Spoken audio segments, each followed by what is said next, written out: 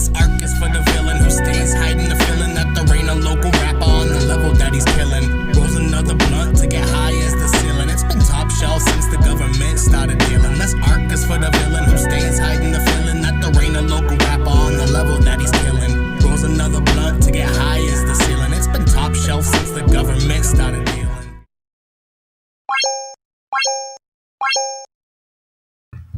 Yo, what the fuck is up? It's the summertime. I typically ain't here for this shit. It's a bit of a surprise episode, a bit of a random episode. So, yeah, I got the homie LaCar on tonight. Shit's gonna be dope. He himself said he's got a lot to talk about, so I'm interested. He said he's gonna drop a couple bombs, so let's see what he's talking about. So, just to get the show started off, while I wait for LaCar to pop into the chat, I'm just going to play some recent tracks that he's been on lately, and they're all fire. It's LaCar. He's been on the show before. Y'all already hip. Y'all already know. So, without further ado, let's check this out. No Weapon Formed by Hendrik Hernandez, featuring LaCar and Bristol County Castro. Let's go.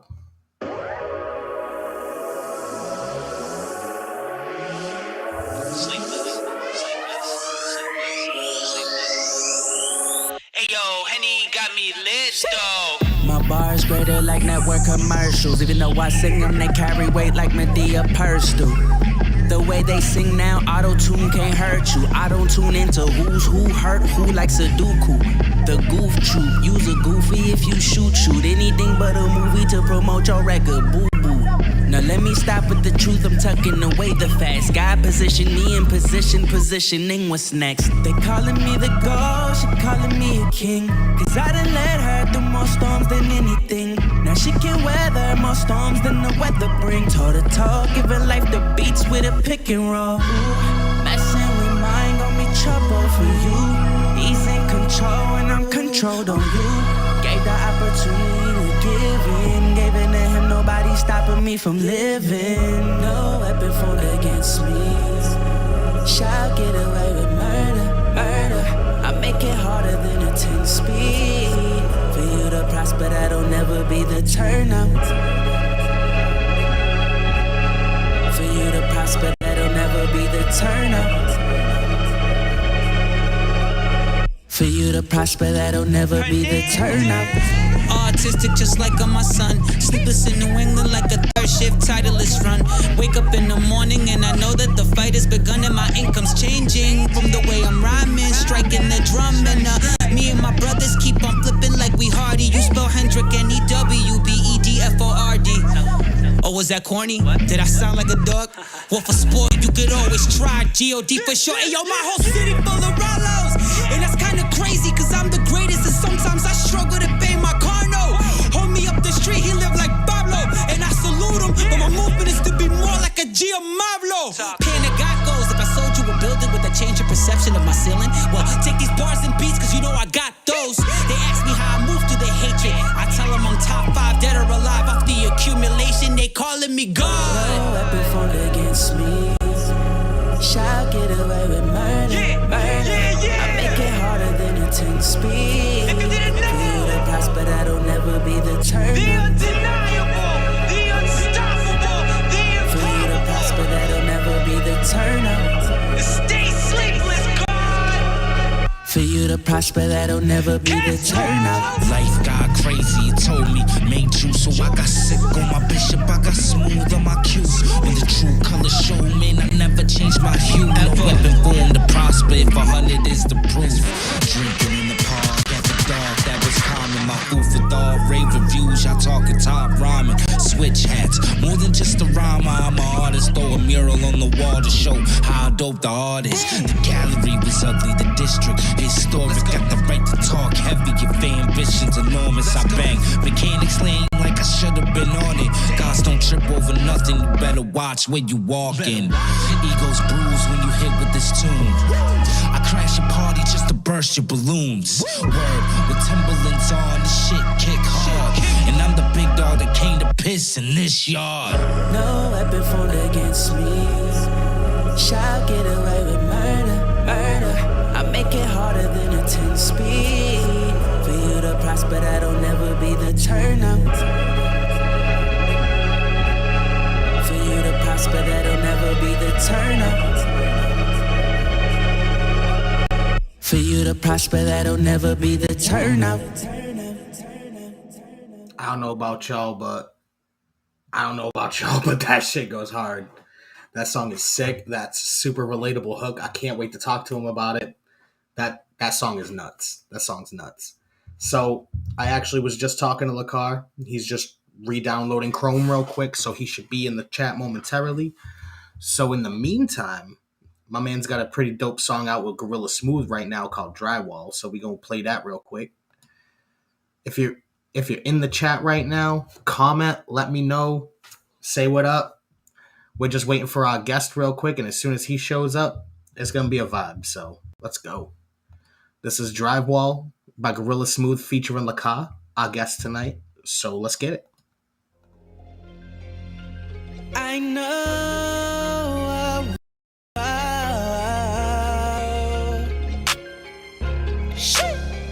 You ain't answering the phone when I'm all alone drinking. Up beside, oh, got a nigga in my feelings. Tell me what you want when you up and hit the ceiling. Tell me what you want when you feel the way I'm feeling. Cause I know I was there when you're back against the drywall.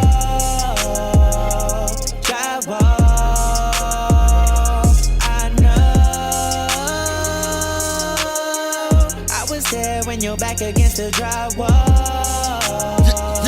Drywall. I know what I know, plus I go where I go. Toe-to-toe matches, God versus God. Plugging cause I'm charged. 2 M's, 1 G. Carbon, no copy. Upstairs, Rocky. I know I'm nice, cocky. Put your money up, place a bet. Who want what? That to the death of me. Sunflower, Phoenix. I love you, Peanut. This world's not the same anymore. My back's against the wall since the day I was born. My heart's been cold, more like froze. When one closes, another one opens. Standing tall by all my beliefs, noted. Forward off the hunger, focus. Walking away while being loved, hopeless. What's a decade when you didn't make it? Broken. I said broken. You ain't answering the phone when I'm all alone drinking. Up beside, oh, got a nigga in my feelings. Tell me what you want when you up and hit the ceiling. Tell me what you want when you feel the way I'm feeling. Cause I know I was there when you're back against the drywall.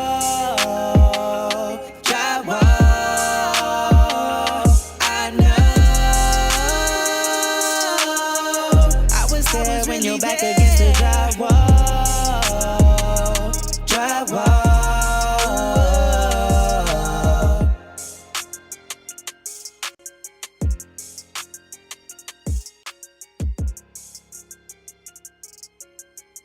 Well, I missed the best record, huh?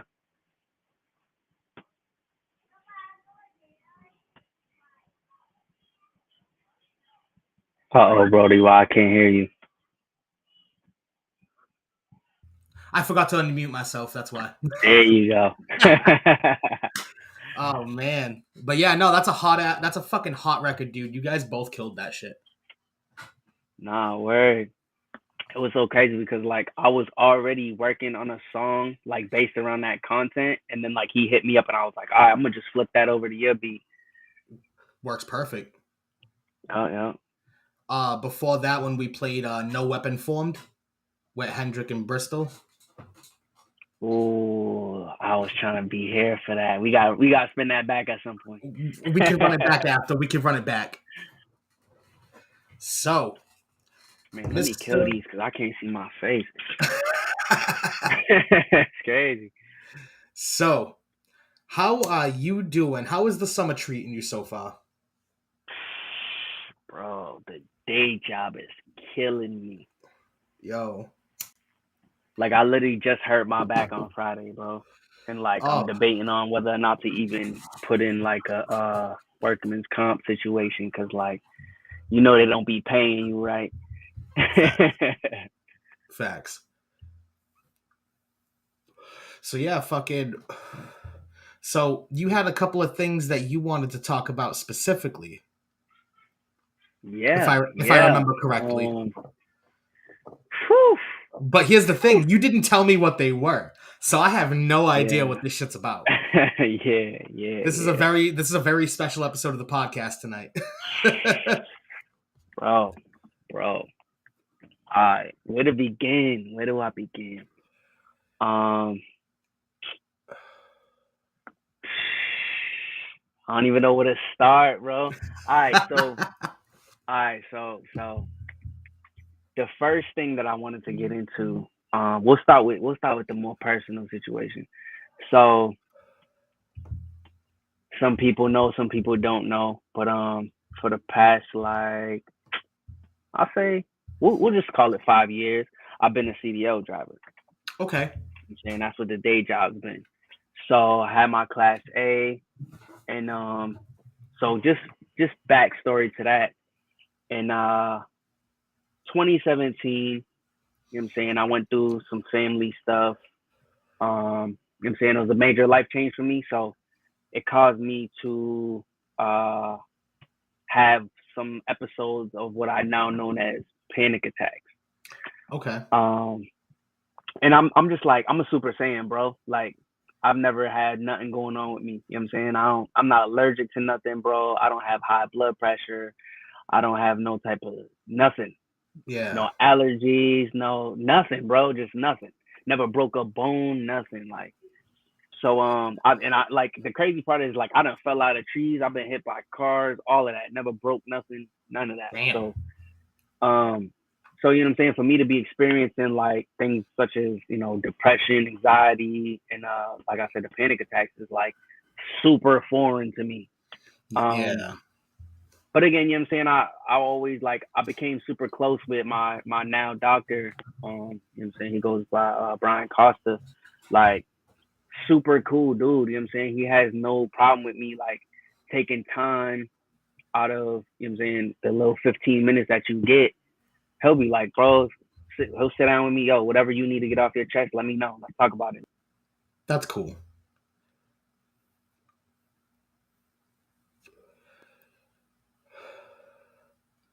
Oh, we having a connection. There we go. I can hear you now.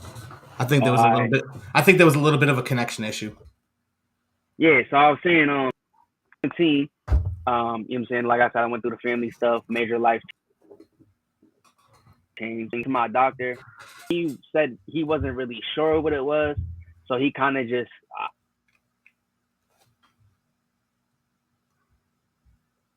1 to 2 minutes, where it was like I just zoned out. I didn't know nothing when I came to. Yeah. So I let him know. He put down on my medical history blackouts with a question mark, right? So, okay, boom, fast forward a year, 2018. I go to CDL school. Now, the process to get your Class A license is you have to first get your medical card to be able to get your permit. Okay. So you just go get, it's just a physical, you know what I'm saying? You just have a DOT physical person, you know what I'm saying? Regular physical. They make sure you're good enough to drive. So I go to my physical, but you gotta, when you go through school, you gotta bring your medical history that first time around. So of course they questioned me about the blackouts. I basically just explained the same thing that I said to my doctor, and he said, "Well, what did your doctor say about it?" I was like, he said, "I'm good," basically. So he's like, "All right, I need you to get a paper from your doctor saying you good." I do that. I get my permit. I get my license. I get my medical card. I get all of that, right? Now, 10 months after, I work at Pepsi, right? Okay. So now when you go to Pepsi's qualifications is they require you to go through their company and their company nurse to get your medical card. This was when I first started. This is different now, but we're gonna get to that. So they required you to go through their nurse. So I went through their nurse. She asked me the same question. The nurse at that time had asked me the same question. Okay. You know, what did you do to get your medical card when you got your license? Doctor's note. She said, bring her the same thing. I did that, got my medical card, got hired. Boom. Your medical card lasts for 2 years. But because I had my first medical card from the school, they counted that as 1 year. So then when I went to the Pepsi nurse, she only gave me a card for 1 year. Okay. So it counted, you know what I'm saying? It like overlapped for 2 years. So it was time after the 1 year for me to get my new medical card, right? I got And questions. this I'm sorry, this would be 2019 now, right? Nope, I'm lying. It was 2020. It was 2 years. I'm lying because it was 2020 because of COVID. Okay. Right. So 2020 up. So the 2 years was up. It's time for me to get my new card. Now when I go get my new card, it's a different nurse. Oh. So now this nurse, she peeps the blackouts. She's like, oh, what's that? We have this long discussion about it possibly being seizures. Once I explained to her what the blackouts were, she basically tells me that her oldest daughter has grand mal seizures, which is the craziest seizures you can have. Yeah. Right? So I'm like, okay. So I'm figuring, in my mind, now at this point, again, like I said, I'm a Super Saiyan, bro. So I have no reason not to trust doctors. I've been trusting doctors my whole life and I've been fine. You know what I'm saying?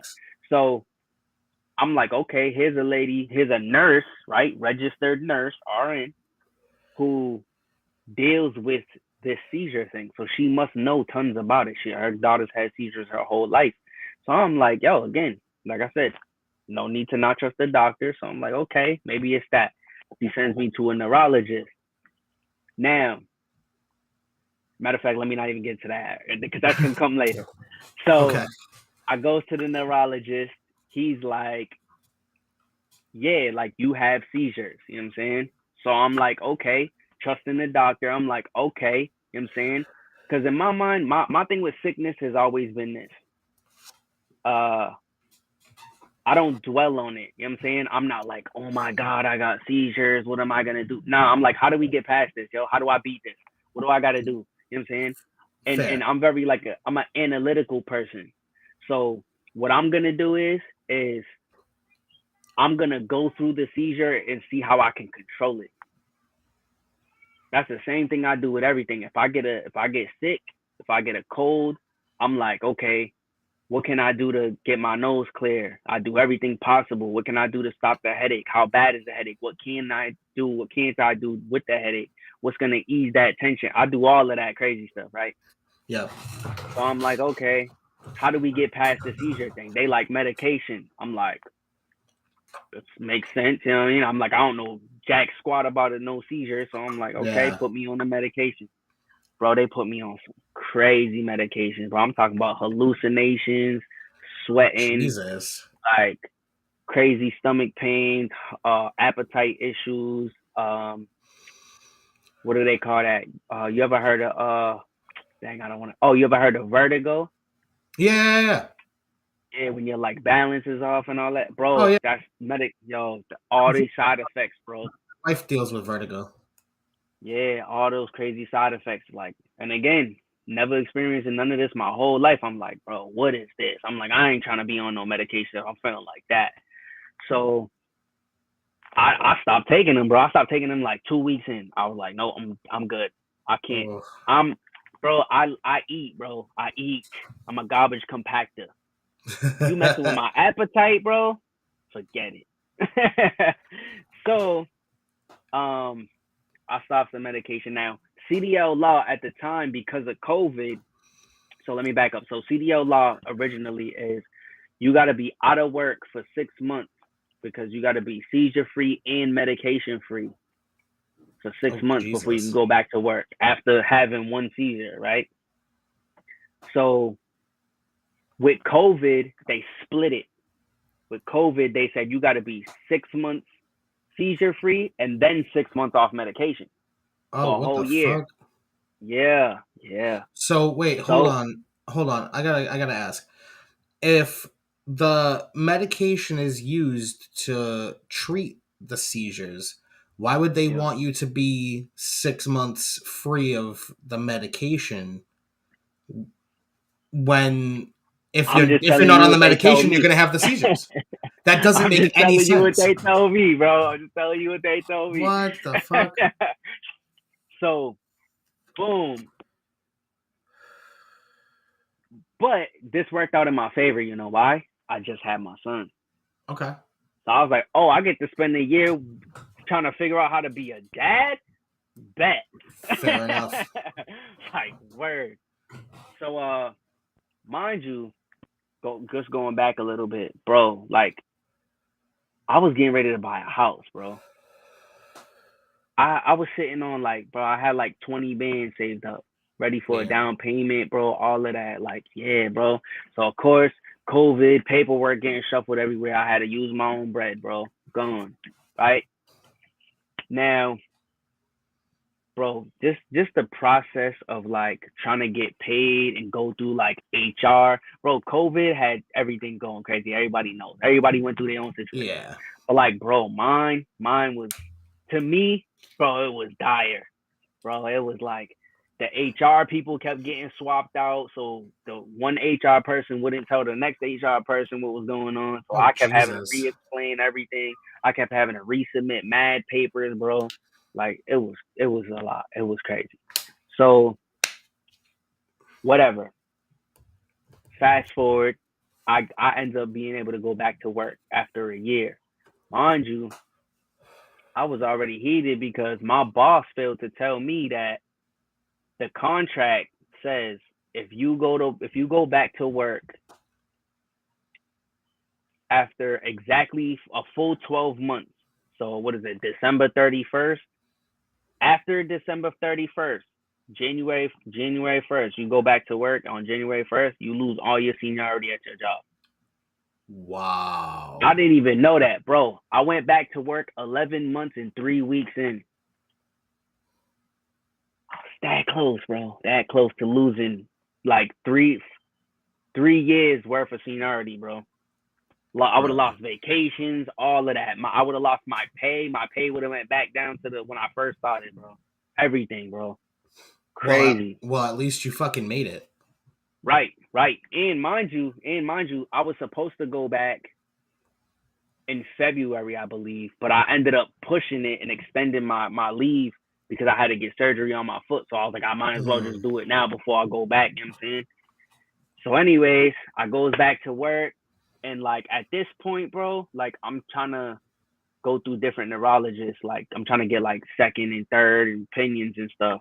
Because I'm like, bro, there's no way I have seizures, bro. I'm too healthy. And, like, I actually sat down with my regular doctor. And, bro, we sat down for an hour and a half in the doctor's office, bro. And we looked at YouTube videos. Yo, he showed me the book that they go back in the office and look at to, like, diagnose you, bro. He showed me the book. Bro. So when your doctor comes in the room and they like, oh, yeah, we're going to swab you for, like, strep throat or whatever. Bro, what they do is they swab you, they go test it. The test results go to the doctor, and then the doctor takes the results and compares those to a book that tells you, like, oh, what the symptoms is close to. Damn. And that's how they diagnose everything. Yeah, he showed me the book, bro.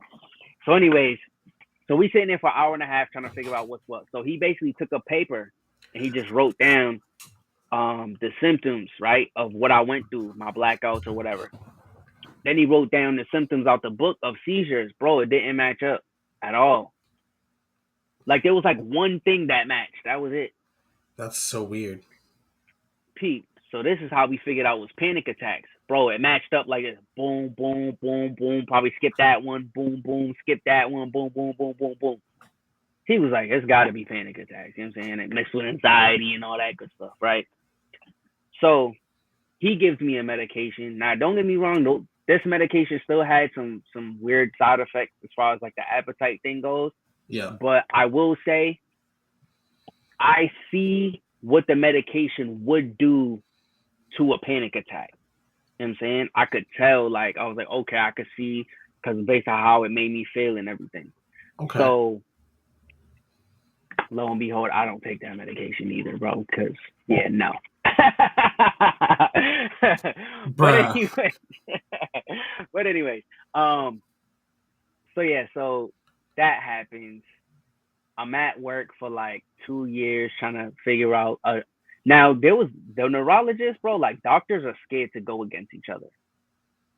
Like doctors are scared to like tell a doctor, "Hey, your diagnosis is wrong," because I went through 2 neurologists before I found one that would go against the first neurologist and say that he was wrong, because they're like, "Oh, it's a lengthy process trying to prove that the first doctor was wrong because there's technically no testing to tell if somebody has seizures." So I'm like, how are you going to tell me if I have seizures if there's no way to tell other than me having a seizure right in front of you? Yeah. Which I never did with any doctor. That doesn't even make any sense. Bro, I did all the stuff. I did all the stuff you see in like movies and stuff. I did the lights flashing, the strobe light thing. I did like memory tests. I did sleep tests. I did the machine, the sticky things hooked up to you. Okay, I did the sticky things all up in my head, bro. And I had to sleep and be monitored. And I did all of that, bro. I did MRIs, bro. Everything's normal. Everything's normal. So, I finally comes across, hold on, is that the part? Yeah. So I finally comes across a neurologist that's willing to go against the first one because, I had told him, I said, look, this is what I need you to do. I need you to tell me if I have seizures. I said, forget going against the other neurologist. Just tell me if I have seizures based off of what you conclude. Yeah. That was the difference between the other 2 doctors. Because I was basically just trying to get them. I was like, you need to tell this fool he's wrong. I mean, I told this doctor, I said, yo, just conclude it yourself. Did all the testing all over again, bro. Under him, he was like, you don't have seizures. I said, can we drop some paperwork so I could submit it saying that? Yeah. So I sends that paperwork in, right? The people I call the DOT police, they're actually called the FMCSA, which is Federal Motor Carrier Safety Association. Okay. Right? They're the people who come up with like all the laws for CDL stuff. Okay. So you have to go through, like, if you have any type of medical issues, you have to go through them for them to clear you to get your license, right? Okay, that so makes sense. I had to submit all the paperwork saying I don't have seizures to them, and then I gotta wait to hear back from them to see if I can take that information to the RMV and get my license cleared. Damn. Bro, they were being so picky because they were mad at the fact that I submitted with one doctor. I submitted saying I have seizures, and now I'm submitting with a whole new doctor saying I don't. I'm emailing them, telling them, isn't it your job to take these 2 things and analyze them and compare? And exactly. Hello, I'm sending you normal tests over here that says I have seizures, and then I'm sending you normal tests over here that say I don't have seizures. You can't conclude that like that quick? They're gonna email me back. Bruh. Oh, we have up to 180 days to process this paperwork. So I gotta wait 6 months to hear back, bro. That's the process with them. That's where I'm sitting at with them. Mind you, bro, I'm sitting in a position right now I'm only making like $27 an hour right now. Which don't get me wrong, that's a lot. You know what I'm saying? That's a lot. For a lot of people, that's a lot of money. That's pretty damn good. But bro, if I was driving, do you know I could be making 35? That's like $10 difference, bro. Yeah. I need my license back. You feel me? Facts. So getting to Getting to the meat and potatoes. All right. All this backstory. Here's the Yeah. getting to the climax. Here we go. All right. So over the whole time of me having my license disrupted, the RMV's basically been giving me, like, I've been calling it COVID chances, right? They've been sending me a paper basically saying, because what you have to do every 2 years is it's free. You just go get but it's technically not free because you got to pay a DOT physical person like $100 to do the physical. Then you take that paperwork to the RMV for free and you register it. They attach it to your license digitally, and then you're good to go for another 2 years. So they basically kept sending me paperwork saying, hey, this is your expiration date, before you can't submit this paper anymore, and you have to go retest, which means do the whole CDL school all over again. Yeah. So oh no. I keep getting these papers in the mail, mind you. All the while I'm trying to like find a neurologist to combat the first one. So I get my last paper. They send me 2 papers in the mail now. One saying what the date is, and one saying, hey, this is your last notice. Last notice was April 15th, 2022 is when they sent me the paper. Now, at the bottom of this paper, it says, you have up until 1 year after this date, but now you have to pay $25 to have your license upgraded back to an A from a D. Okay. Now, Libsey, when was you born, bro? What's your birthday? 92. No, like month and day.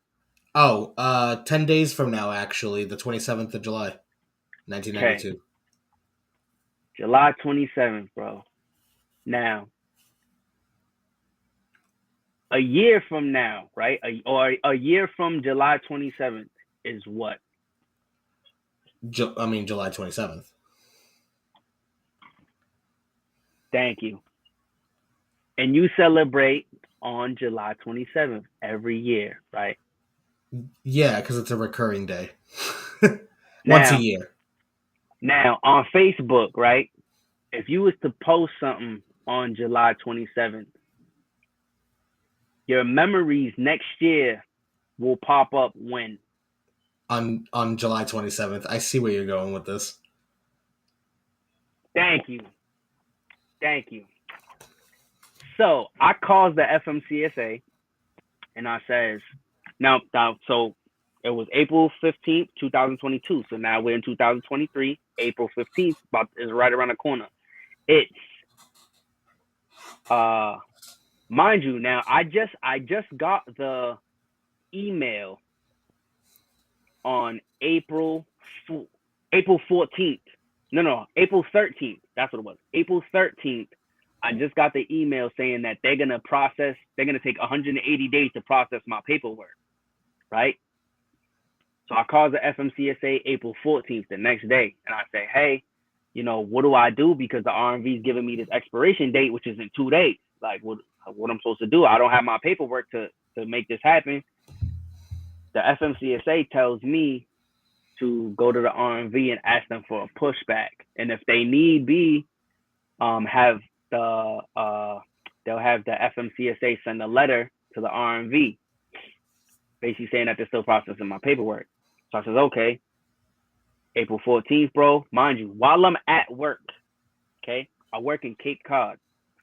So Plymouth, I go to the Plymouth RMV right there. It's right down the street from the Pepsi facility. I go to the Plymouth RMV. I'm on the phone with the FMCSA lady.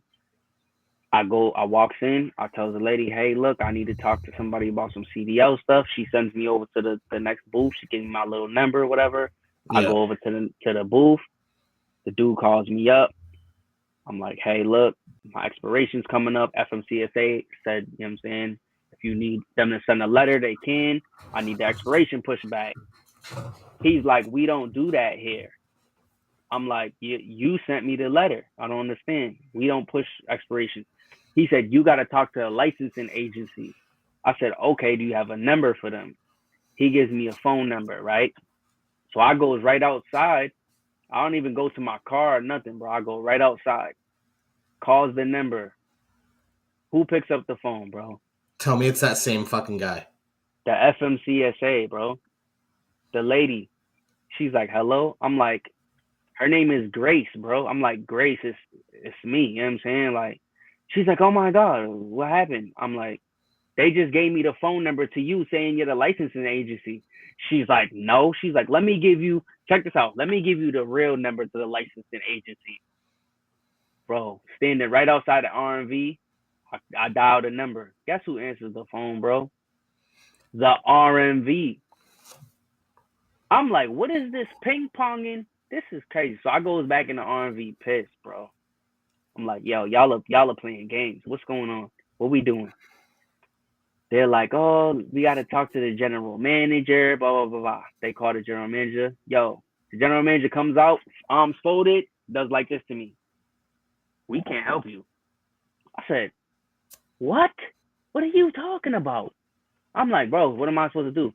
I'm like, I asked the dude at the booth, the CDL dude at the booth, I said, y'all sent me the paper on April 15th, 2022, correct? He said, yes. I said, it says at the bottom of the paper, I have a year, right? He said, yes. I said, so I have until April 15th, 2023, which is a Saturday, when yous aren't even open, to come here and give you my medical card to register it? That doesn't even make sense.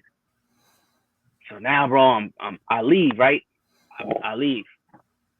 I'm calling all kind of DOT physical people. They're like, nope, we can get you in here on Monday. We don't have time because it's like 2:30 on a Friday at this point. Oh. They're like, nope, we can get you in here on a Monday. I'm like, dog. I'm like, man, what am I going to do? So finally, I'm like, you know what? I'm like, screw the job. Mind you, I'm in a van. I did deliveries out of a van for like 2 years. I got my van loaded to the brim, bro. I'm like, screw this job, right? Like I'm gonna tell my boss something. I gotta go. Family emergency, whatever. I made the decision. I says, all right, look, I said, I could probably get one in New Bedford, right? But I'm in Plymouth right now, right? So I'm like, if I shoot down to New Bedford, that's 3:30. I could probably get in there, boom, 3:30, get out of there by like 4. Oh, wait, let me back up. I'm not even telling you the craziest part. Hold up. There's more shit. What do you mean there's the craziest part? Hold up. Watch this, bro. I'm not high enough for this. I'm talking to the dude at the CDL booth, right? He had asked me why I haven't registered my medical card in all this time, right? So I tells him, I'm like, oh, I'm going through like a seizure thing, you know what I'm saying, trying to get my seizure misdiagnosis cleared up. Yeah. He's like, you have a seizure diagnosis? I'm like, well, it's a misdiagnosis, but yeah. He's like, why don't we have that information? I'm like, what are you talking about? He's like, if you have any type of medical issues, your DOT physical specialist is supposed to submit a paper to the RMV so that we know to put a medical hold on your license, so that when you come in here, you can't just renew your license. You have to have the proper medical paperwork as well. Bro, this Pepsi nurse never submitted the medical paperwork to put a medical hold on my license. I could have upgraded my license to an A 3 years ago, bro. 3 years ago, bro.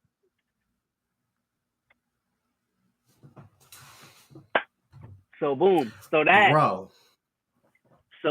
leads me to calling all types of DOT physical people to try to get a medical card now, because I'm like, okay, there's no medical hold on my stuff. Let me go get a medical card then. I don't even need no paperwork, right? So boom, so I called somebody in New Bedford. She's like, we can get you in on Saturday at 11 o'clock. I said, oh, that's going to be too late. She said, no, it's not. You can submit your medical card online. Bro, the R&B didn't even tell me that. They just brushed me off, bro. Bro. So I'm like, all right. I'm like, all right. Yo. All right. Here we go. I'm like, all right, cool. Right?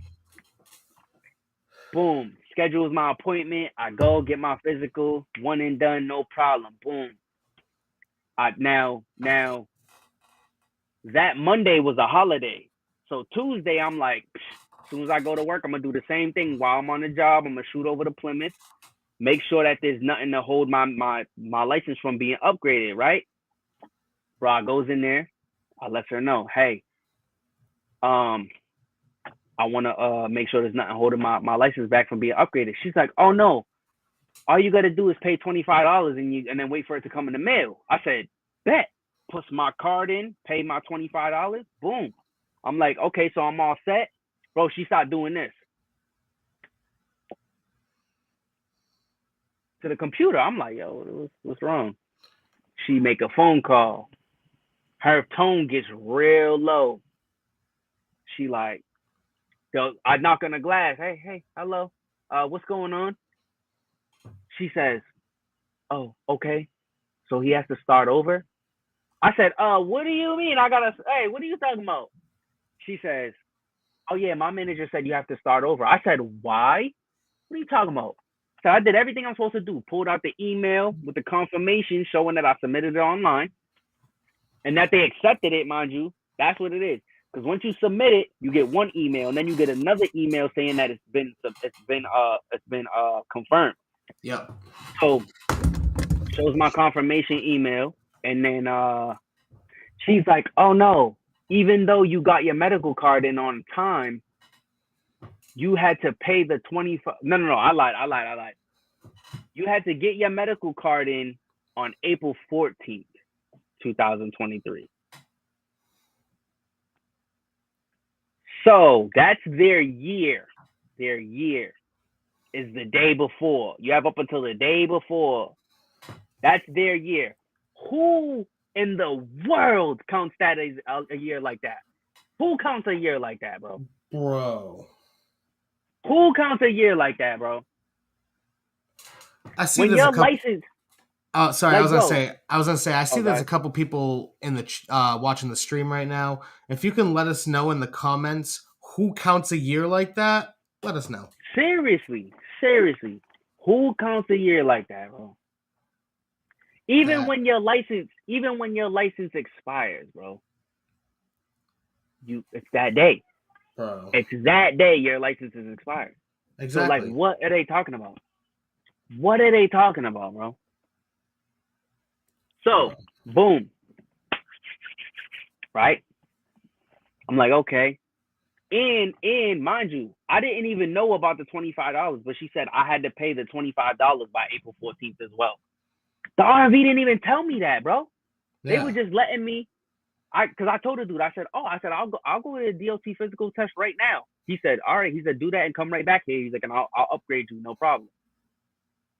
They didn't tell me nothing about no $25, bro. Bro. A calendar year is a calendar year. Am I right? You are right. You are right. Wait, who commented that? It didn't even pop up for me. Oh, I'm looking at DJ Nucleus. Oh shit. Yeah, no, that didn't even pop up for me. What the fuck? Oh, I'm salty now. So, I wonder, Nucleus, have you been commenting this whole time? Oh yeah, I'm seeing all his comments. Oh shit. What's up, buddy? My son over here just came out the bath. You all clean? Okay. Hurry up and go out there before they see your butt cheeks. Go ahead. Oh shit. Door, please. I see. All right. I see Nuno been commenting now. There you go. Damn, bro. I don't know what's up. It's for some reason your comments just haven't been fucking showing up. Hey. Oh, there we go. Now you're there. All right, sorry. Just wanted to just trying to figure out these fucking chats, bro. I was like, what the fuck's going on here? There it goes. All Yup. right. There it is. So yeah, so they don't tell me none of that. They're telling me I gotta retest or whatever. So I'm like, nah. I'm like, we gotta figure something else out. Like, I'm not doing that. Cause if that's the case, I'm not going back to CDL school, bro. And I told her, I told her, shit, I'm gonna call the school right now and tell them I'm not gonna finish paying off the loan either, because I don't even have a license at that point. Yeah, And thanks. it's really, if you're looking at everything, it's not even my fault. You know what I'm saying? So I'm Also like, very nah, true. forget this. The medical system is all about cashing in on us. Yeah. Yeah. Actually, the R&V, bro. The R&V play by their own rules. For sure. Bro, that shit's just wild. So continuing to that, Yeah. she then slides me over a piece of paper. She says, my manager said if you have any problems with what I just told you, you can submit an appeal. She said it's $50 to submit the appeal. I'm like, submit an appeal, $50? You're not going to give me a waiver for that? Because it's not even my fault, for real.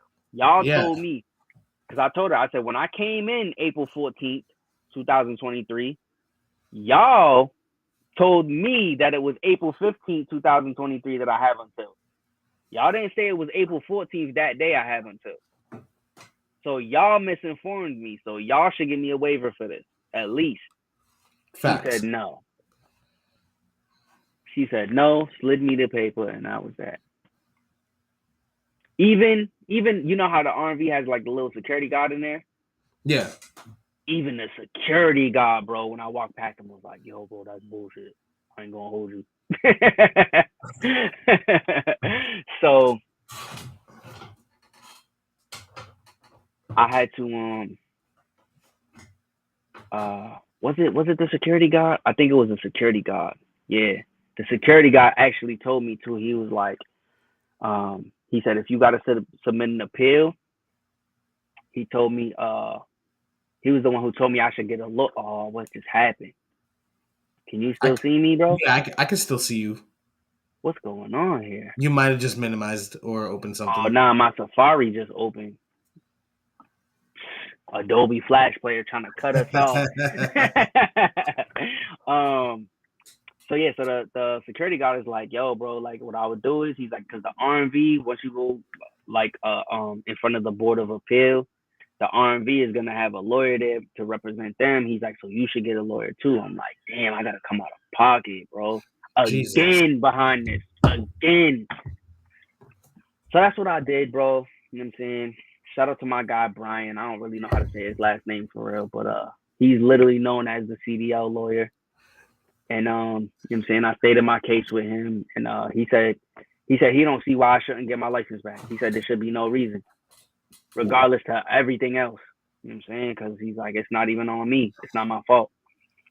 So Facts. They should have done their fact checking. Yeah, and he definitely agreed too, as far as you know, like the they should year. they should have double checked the dates and been like, hey, because your year comes up on a day that we're closed, you know, come in on Tuesday since Monday's a holiday. You know what I mean? Yeah. That would have at least given you an extra couple days. That's what I asked them too. I was like, yo, could you at least give me to Monday? They're like, no. I'm like, yo, it's tripping right now. Bro. So and the crazy part is, bro, I had the email from the FMCSA showing them like, yo, bro, it's not even me really asking, it's them asking you. That's even fucking shittier. Like, so for the past like 3 months or so, I've been over here stressing, bro, in the back of my mind, stressing, biting my nails, sweating, doing all of that, because I'm like, I don't know when this Board of Appeal, because it said the Board of Appeal could take up to 6 months before they give me a date for my appeal. Jesus. So I was over here stressing, bro, for like 3 months, like, yo, when are they gonna give me this? You know what I'm saying? And then boom, lo and behold, bro, I got a date. I got a date today at that. Perfect timing. That was icing on the cake, bro. Icing on the cake, because I got a date today. September 20th, we live. All right. Save the date. Yo, I'm telling you right now, if in any way possible I can, I'm gonna go live that day and I'm gonna do it live. Yo. I don't even care. I'm gonna do it live, bro. We gonna see how it's gonna go down. Yup. That'll be a vibe, actually. It's gonna be a moment. It's gonna be a moment. So yeah, so that's my personal story. And that's what I've been dealing with for the past 3 years, going on 4. Fucking hell. So like, Man. I know this can be like mentally taxing. So like, how are you doing? You doing good? Bro, I'm smiling, bro. Hey. You know what I'm saying? As long as you're smiling. I'll say this. It was definitely something that I had to sit down with myself and really decide on whether I was gonna let it beat me. Because I'm the type of person, like I said, I overthink and I'm very analytical and everything, and I really will implode and just crumble, bro. It's happened many times over throughout my life. Fair. So this is definitely one of those things because you know what I'm saying, this is playing with my livelihood for sure. You know what I'm saying this is everything. This is the funding. What's up, buddy? You got Spider-Man? You want to say hi again real fast? Hi. This is Amari, everybody. He's going to bed now.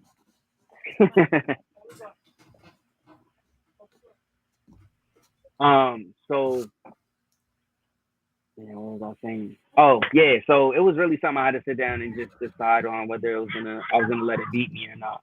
Because, you know, it's my livelihood, number one. You know what I'm saying? So it was really a thing of where, like, man, how am I gonna pay my bills? You know what I'm saying? Right from the beginning, it was like I got a baby on the way. Yep. I just bought a new. I just cashed in both our whips. You know what I'm saying? And we got this new whip with this giant car payment. I'm like, yo, I ain't got no bread coming in. You know what I'm saying? Yo, I'll tell you, bro. Yo, not for nothing, but yo, music saved my life. Bro, doing features, shooting music videos, recording sessions. Bro, that saved me, bro.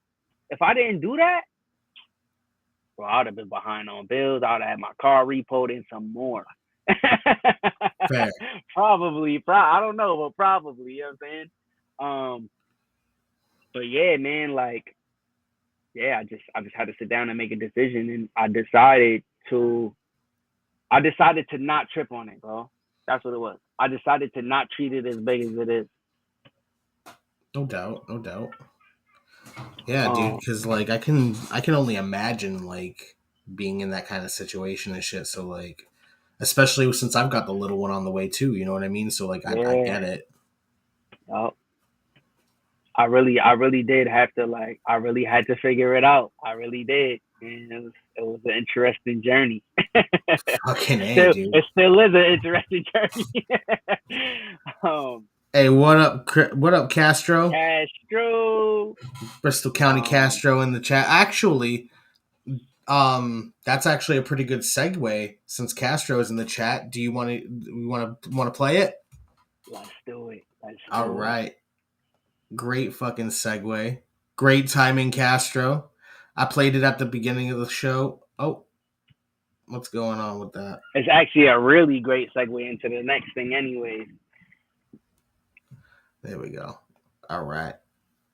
So let's spin it up real quick. No Weapon Formed. Hendrik Hernandez featuring LaCar and Bristol County Castro. Nah, hey, seriously though, can I just say that this hook of yours on this is like so fucking relatable? It's insane.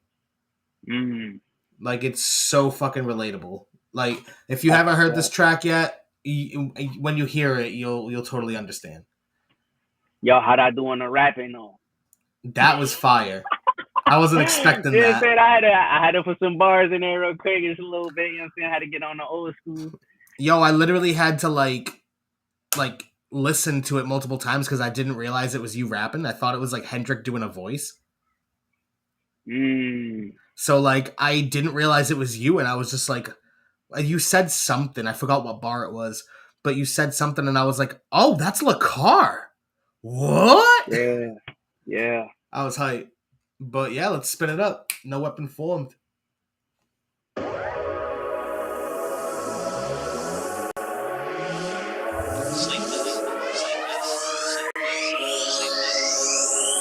Hey yo, Henny got me lit though. My bars greater like network commercials. Even though I sing them, they carry weight like Medea purse do. The way they sing now, auto-tune can't hurt you. I don't tune into who's who, hurt who like Sudoku. The goof troop, use a goofy if you shoot. Anything but a movie to promote your record, boo-boo. Now let me stop with the truth, I'm tucking away the facts. God position me in position, positioning what's next. They calling me the god, she calling me a king. Cause I done let her through more storms than anything. Now she can weather more storms than the weather bring. Toe to toe, giving life the beats with a pick and roll. Messing with mine gon' be trouble for you. He's in control and I'm controlled on you. Gave the opportunity to give in. Gave in to him, nobody stopping me from living. No weapon formed against me shall get away with murder. I make it harder than a 10 speed. For you to prosper, that'll never be the turnout. For you to prosper, that'll never be the turnout. For you to prosper, that'll never be the turnout. Autistic just like on my son. Sleepless in New England like a third shift Titleist run. Wake up in the morning and I know that the fight has begun and my income's changing. From the way I'm rhyming, striking the drum. And me and my brothers keep on flipping like we Hardy. You spell Hendrick N-E-W-B-E-D-F-O-R-D. Was that corny? Did I sound like a dog? Well, for sport, you could always try G.O.D. for sure. Hey, yo, my whole city full of Rollos. And that's kind of crazy, cause I'm the greatest. And sometimes I struggle to pay my car note. Homie up the street, he live like Pablo. And I salute him, but my movement is to be more like a Giamavlo. Paying the goes. If I sold you a building, would that change your perception of my ceiling? Well, take these bars and beats, cause you know I got those. They ask me how I move through the hatred. I tell them I'm top 5, dead or alive. Off the accumulation, they calling me God. No weapon formed against me shall get away with murder. I make it harder than a 10 speed. If you didn't know. For you to prosper, that'll never be the turn. The undeniable, the unstoppable, For you to prosper, that'll never be the turnout. Stay sleepless, God. For you to prosper, that'll never be the turnout. Life got crazy, it told me, made you. So I got sick on my bishop, I got smooth on my cues. When the true color show, man, I never changed my hue. No weapon formed to prosper if 100 is the proof. Drinking in the park at the dark, that was common. My food for thought, rave reviews, y'all talking top rhyming. Switch hats, more than just a rhymer. I'm an artist, throw a mural on the wall to show how dope the art is. The gallery was ugly, the district historic. Got the right to talk heavy, if ambition's enormous. I bang mechanics lane like I should've been on it. Guys don't trip over nothing, you better watch where you walking. Egos bruise when you hit with this tune. I crash your party just to burst your balloons. Word, with Timberlands on, the shit kick hard. And I'm the big dog that came to piss in this yard. No weapon formed against me shall get away with murder.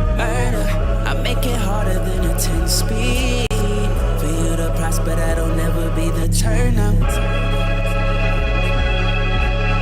For you to prosper, that'll never be the turnout. For you to prosper, that'll never be the turnout. Nah, we just gotta we gotta put some respect on that track because that track is fire. Yeah. Like unnecessarily gas. Yo, we need a visual for that. We need a visual. Like you guys need a visual for that involves drones and shit. Cause I feel like some proper drone footage for a song like that. Like that song's just so ethereal sounding that it it just makes sense. I feel like it's big. Like the record is big. Yeah, dude. Speaking about big records, I got my own that just came out Friday. I'm gonna spin that.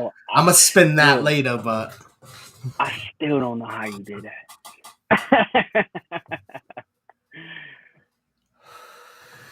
I'll explain it later, but it's cool. I'm hyped. Word.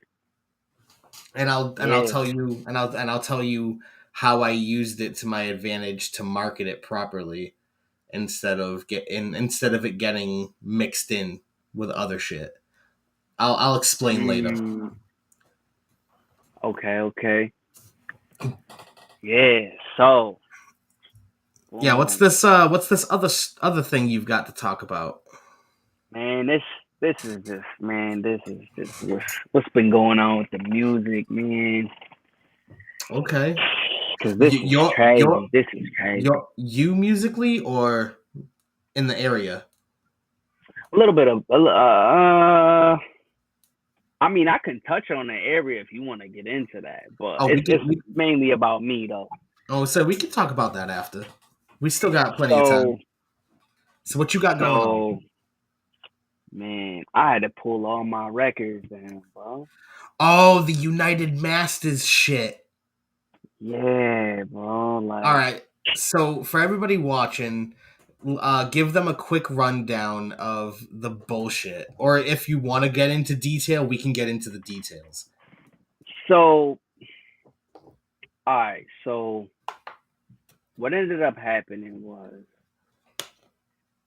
so I know, like, I mean, I don't want to say no because I feel like when you say you know somebody, it's a personal. But I have some really good relationships with like some music executive people who are able to pull strings for certain things.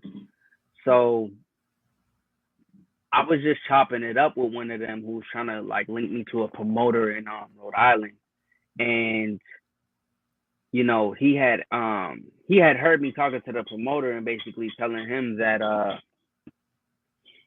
I was having issues with the customer service with United Masters because the last record that I put out, you know how you can, have you ever used United Masters before? I tried it. I signed up for it. I checked it out, but when I saw the whole fucking 50% of your fucking royalties and shit like that, like I'm all set, bro.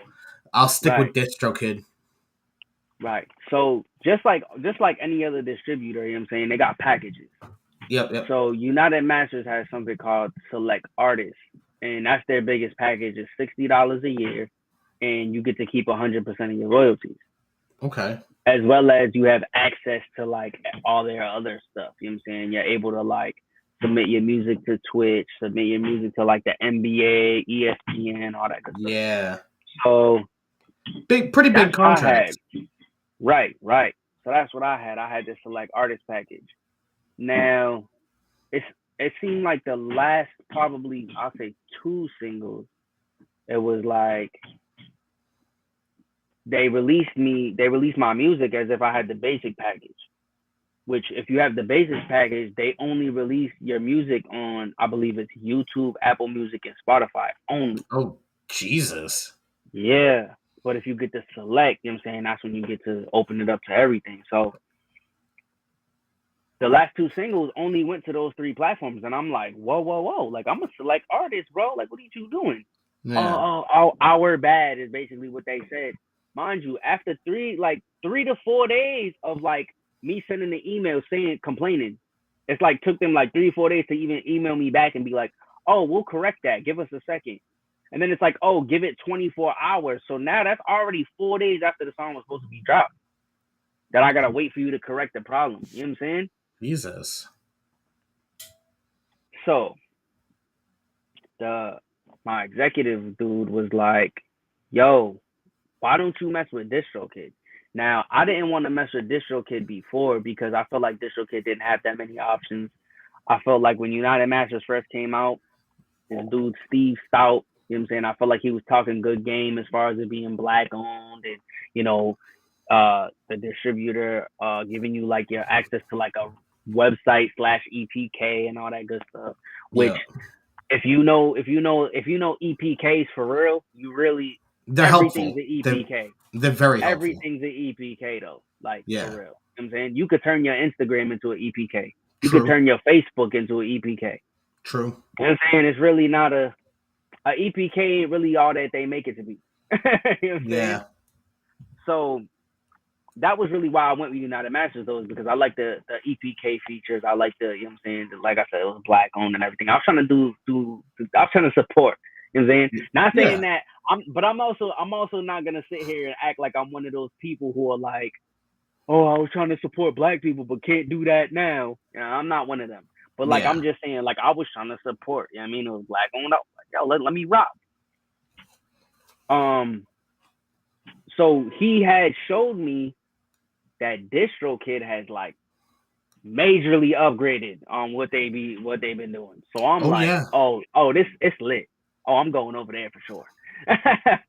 So he was like, yo, let me put a word in for you. He's like, yo, I could probably get you your first year for free.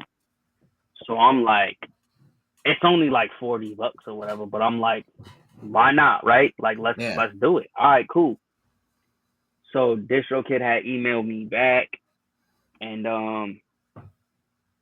they had some guidelines for me. So the guidelines was, they were like, whatever distributor you're using right now, we want you to pull your songs from them, redistribute it through us, and we'll give you the first year for free. So I'm like, that's no problem. You know what I'm saying? That's whatever. Yeah. And I was already at that time, I was already hip to like using the ISRC codes and all that good stuff. So I'm like, I already know how that goes. I already know how to do it. So I'm like, that's no problem. I'm like, that's easy work. So I goes to start moving my records over now. I moved. So the first release I had on all platforms was Adoration, right? I dropped the whole project out the gate. Boom, Adoration, 10 tracks. I moved over Adoration, moved over all the ISRCs, no problem, right? Easy. I goes to move over Pull Up, featuring Dope Boy Da Vinci, and that goes through, right? That goes through, no problem. It took I felt like it was kind of sketchy because it was taking longer than the Adoration, which is 10 tracks, which I thought was kind of crazy. But they went through. I goes to move over All the Smoke, and it says my ISRC is already registered with DistroKid under another account. Like, what? I'm like, that's impossible. I never used DistroKid in my life. I'm like, yeah, what impossible. The fuck? So I emails DistroKid, mind you, customer service is A1. They get right back to you. Emails DistroKid. DistroKid's like, oh, go on isrcsearch.com and see what pops up for your ISRC. Bro, it pops up somebody else's song. DistroKid tells me that's because United Masters never registered your ISRC. So that left your ISRC in the air to be taken by somebody else. So now, when All the Smoke is playing and this dude's song is playing, he getting revenue for both streams. Bro. Mind you, his song has 50 plays. My song had 3,500. So the only money I was getting, cause which I'm gonna get into the ISRC stuff, back end stuff in a minute. But the only money I was getting was from the distributor, because I was going, you know what I'm saying, because I had an account with them. So for any independent artist, right? What, Amari, what's going on? What's up? That is a pretty cool truck, though. My man, it was a tractor. Okay, still a pretty cool tractor. So, all right. So all independent artists, right? I need you to pay attention to me right now. I need you to go follow a rapper by the name La Russell. He's the GOAT. He's the GOAT to this independent stuff. He's the GOAT. But what I've learned from him is, you got four things that you want to get paid from as an independent artist as far as your songs go, right? You want to get paid from You want to get paid from a distributor. You know what I'm saying? You want to get paid from whatever distribution you're going through. DistroKid, CD Baby, TuneCore, whatever it is, right? You want to get paid from there. Then, once you submit your song there, you want to take the ISRC codes and you want to run them through Sound Exchange and Song Trust. I don't know which is which, but one of them, I believe, is free. And the other one, I think you got to pay like $100. And you got to like register like a blank check or something like that. Just for FYI, because these are little things that I found out myself that wasn't told. So you take the ISRC codes, you register through Song Trust and Sound Exchange, and that's good. Those is your back end money. That's your back end money right there. Those two sites is your back end money. BMI, ASCAP, I really don't know too much about that. I know there's a lot of people that be wondering, they be asking me about that. I really don't know too much about that. I haven't really indulged in that just yet. I'm actually going to do that this week. So I'll let y'all know, you know what I'm saying? Tap in with me. I'll let y'all know on my story or something at some point, or on a post or whatever. But, and then the fourth stream. Anybody that wants to follow him, I got the QR code right here. My guy. Ready with the codes. Look at that. We live, baby. So again, four streams. You got your distributor, you got Song Trust, you got Sound Exchange, and then you got performance. Yep. Those are the four streams of revenue for music. Now, when I put in my ISRC codes into the search, and they came up under other people's songs, I was tripping. Because that means they didn't register my ISRC code. Which they put in their advertisement that they do that for you. Yeah. Other distributors like DistroKid and stuff like that, they don't do that for you. They leave it up to you to do. So I was heated about that. I emailed them about that. They want to hit me with the our bad, right? Oh, that they want to pull up the old emails too, right? They want to pull up the old emails. Oh, we were under the assumption that you still had the basic package. How? When I put up Adoration, I bought the select artist package right out the gate before I even released Adoration. Release Adoration, select artist. Release pull up, select artist. All of a sudden I go to All the Smoke and you think I'm a basic artist? That doesn't make any sense. That sounds crazy. Something's fishy. So then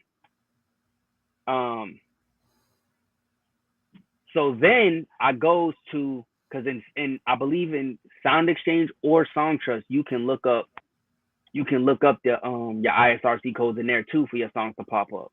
Or you can look up songs by ISRC code, right? Okay. Bro, I'm putting in the ISRC codes in both these websites, and there's emails coming up that say a person's name at UnitedMasters.com. My ISRC codes are registered to UnitedMasters.com, bro. Like, bro, they're collecting my back end revenue, bro, off my songs. That's stealing, bro. That is stealing. That's a lot. But it's not, because, bro, they sent me the fine print that no one reads, that they are able to do that. That they do. They say that they're gonna do that because that is how, which is kind of a lie, and I could definitely drop some BS over this, because Adoration, because they say it says in their fine print, it says lawyer up. Listen, I've had it with lawyers, bro. You heard about the R&V situation, so listen, I've had it with lawyers. DJ Nuclear is talking about lawyer up. So look,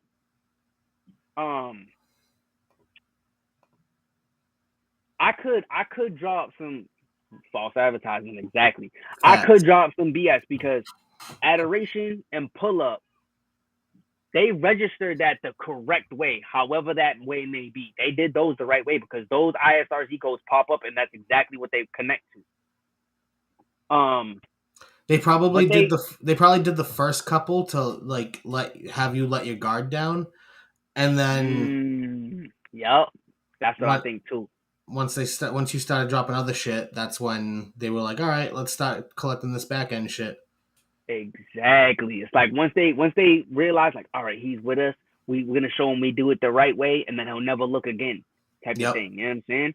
Because then after that, all my other songs are through Sound Exchange, through Song Trust, and I'm like, then they put in the fine print that that's how they register your ISRC codes, but that's not for them to do. No, they're supposed to do it some other way. That's for you as an independent artist to collect your pennies, bro. Like, because Sound Exchange and Song Trust, from what I understand, they use the data throughout the internet to collect stuff. Like, so like if you play my song through your Bluetooth speaker while you're on stream right now, Song Trust or Sound Exchange is supposed to register, like they're supposed to come across it and you get paid for that. Yeah, they're supposed to hear that. You know what I'm saying? They're supposed to hear that throughout the internet. Like that's what they do. So I'm like, yo, if I can't collect my pennies, what am I really an independent artist here, or am I in a 360 deal? You feel me? Like, that's like the worst 360 deal ever, because you don't even know about it. You know, I knew there was something fishy about United Masters, and I'm glad I didn't sign up. Bro, there was, because I'd be telling you this story. Right, probably. And there was so many people, there were so many videos of like people saying this about United Masters, and I never understood because I didn't really know what Song Trust and Sound Exchange were. Yeah. I was like, I honestly thought that Sound Exchange and Song Trust were like they were two distributors. That's what I thought it was. So I was just like, oh, like he got screwed on the distribution. And I'm like, I'm not using none of those anyway. Like I ain't even ever heard of those, so they're probably not good. That's how I looked at it. So I goes to DistroKid, and I'm like, look, this is what United Masters is doing. And DistroKid's like, yeah, just get off. Like they were like, pull your songs. They were like, pull all your songs right now. Because if I pull my songs and upload them through DistroKid, even as a re-release, they're gonna give me all new ISRC codes, bro. Solid. The problem is, well, I should say the con is I gotta start from zero stream. Yeah. But I'm hoping that the fans is gonna make it right for me. That's what I'm hoping. Get that 35 up to a 7,000. Now, the I don't even know. I'm just trying to say cool words. So I'm gonna say now the benchmark off of that. Hey yo. So that's what we're gonna go with. The benchmark off of that. That was just the bench warmer. Now we're on to the benchmark. So the benchmark off of that is here's the process. Because it's a new process. So the old process was I dropped Adoration. I did like a whole like press run layout with that. I did podcasts, I did shows, I did interviews, I did what else did I do? I did like dope promotional stuff. Like I did all of that, right? Yeah. And the other thing is I got lucky. Yo, I got super lucky with Adoration, because when I dropped Adoration, yo, like 4 songs triggered the algorithm at the time. That's solid. When Spotify actually had an algorithm. Yo, like 4 songs off the project like went straight to playlist. Bro, I was tripping off that. Playlist with like 30,000 followers in them. Bro, actually, you know what? I'll talk about it after, but bring up the playlists later. Got you. So, that was dope. But, yeah, so I went Adoration, did a press run for that. Then I dropped Pull Up. I thought Pull Up was really going to go because having Dope Boy Da Vinci on it at the time, he was really doing his thing and moving around. But then he, like, yo, right after I dropped the song, he decided to put it out that he was going to quit music. I'm like, bro, And then he just Damn. like disappeared for like 4 months. So I was like, damn. So then after that I dropped All the Smoke, which was my 420 song. Yeah. That did really well. That did 3,500 with no promotion. Like I didn't promote that at all. I just put it out because I didn't think it was gonna go because of the content of it, because of the way I flipped it. But just the title and the cover art alone, people were playing it. So then I dropped Be Mine for Valentine's Day. And then I was at a battle. I was at a standstill, bro, because I was like, I kept shooting visuals, and then the cameraman would quit on me, or I would set up to shoot a visual, the cameraman would not show up, models not showing up, like crazy stuff happening. And mind you, none of this was free work. I was paying all these people, and they still was not showing up, bro. You know what I'm saying? It was a rough whole entire year before I dropped Overdue, which was the last single I dropped this past Valentine's Day. So I had all these releases up, and honestly, they were all really dope records. And when I dropped Overdue was like my crossover into like the gold stage of my sound. Okay. Like my sound is like, it's here now. Like my sound is official with Overdue. Like that's my sound now, right there, boom, crisp. So that went for like what, 4 or 5 months? Not even 3-4 months. Yeah, 3-4 months that was up, and then boom, I had to take it all down. Damn. So now here's my new process, because I have some things in store. So Adoration will be dropping. The visual for Adoration will be dropping after that. Okay. Then we'll drop Pull Up. Then we'll drop Pull Up Part 2 with the special feature on it. Ooh, okay. Then we'll do All the Smoke. Then we'll do Overdue. Then Proceed with Caution, the EP is dropping. Solid. And then I got a 10-track project on the way as well. My man's just about to drop much fucking projects. And there's going to be a visual for Proceed with Caution coming soon. Yeah. I literally just came up with a script like this morning. Damn, bro. That's a lot of work. It's about to get live. Let's go. I'm ready. That's a lot of work. Holy shit. Let's go. It's going to be amazing. God damn. Also, I got to send you this record too. Ooh. What's the rap group? What's their name? What's the rap group?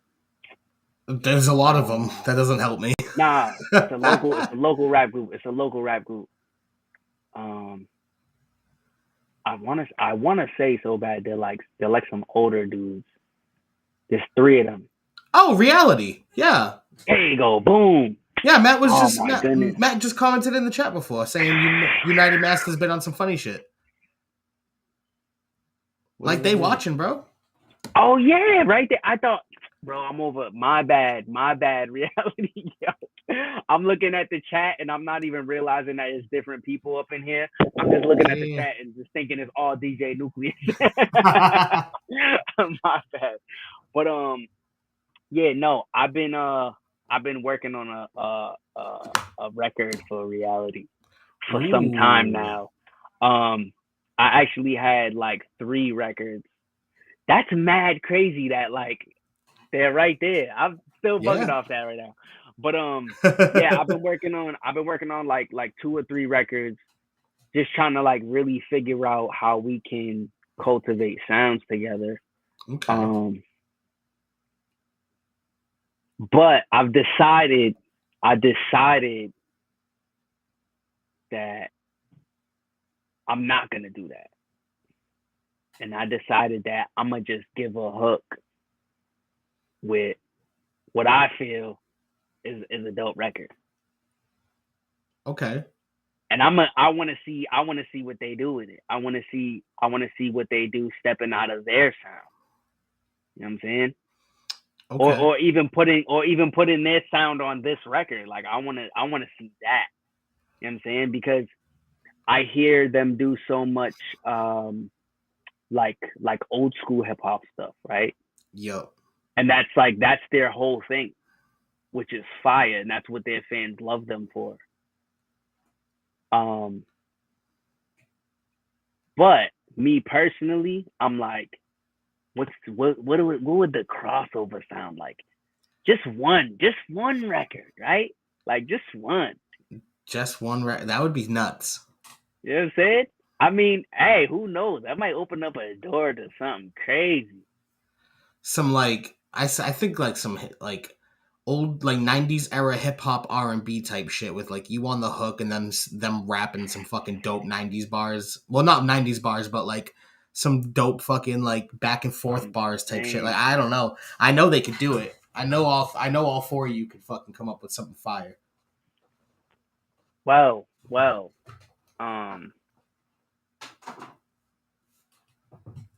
I think what I want to do is I think I want to make it a 3-verse song and have you feature on the back end. Okay. Yeah.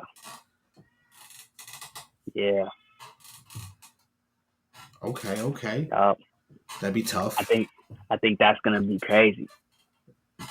That would be wild. Word, Lost Boys. Yup. Yo. Word. I'm with it. Fuck yeah. I'm with it. Just send me the beat. Word. Now would you wanna talk about as far as playlists? Oh, that's later on at the end when I played Secret City. Oh, okay. Yeah. Some pretty interesting shit I came across earlier. But I feel like you had something else that you were gonna bring up. Oh, we were gonna talk about the local scene. So how do you? Because I have my own little quips I want to add in about some shit that I'm trying to do. So how do you feel the local scene is doing? Like I always ask this I feel like every time you hop on or every time certain people hop on, like I want to know how you feel the local scene is doing right now. You don't have to name names or anything, but like I say this, me personally.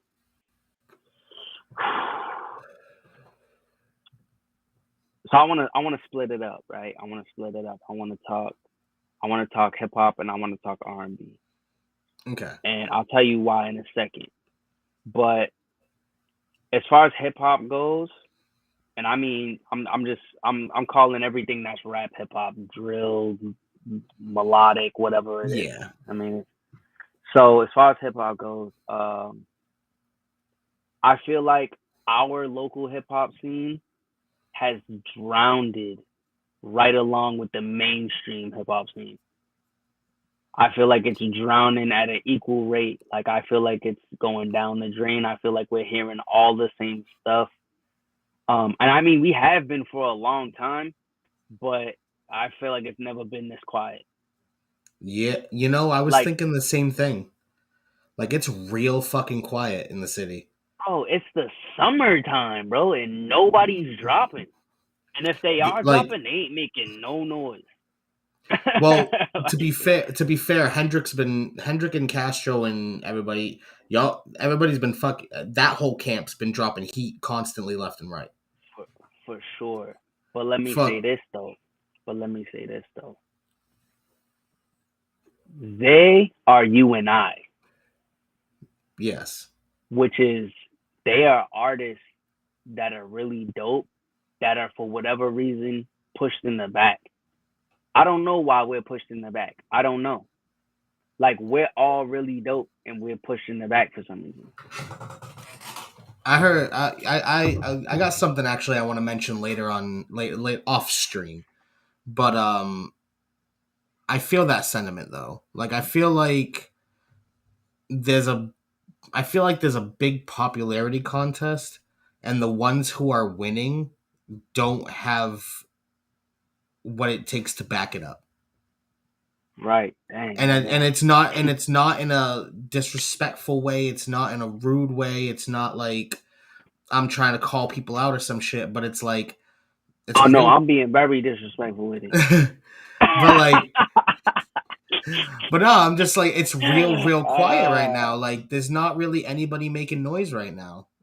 Like, nah, for sure.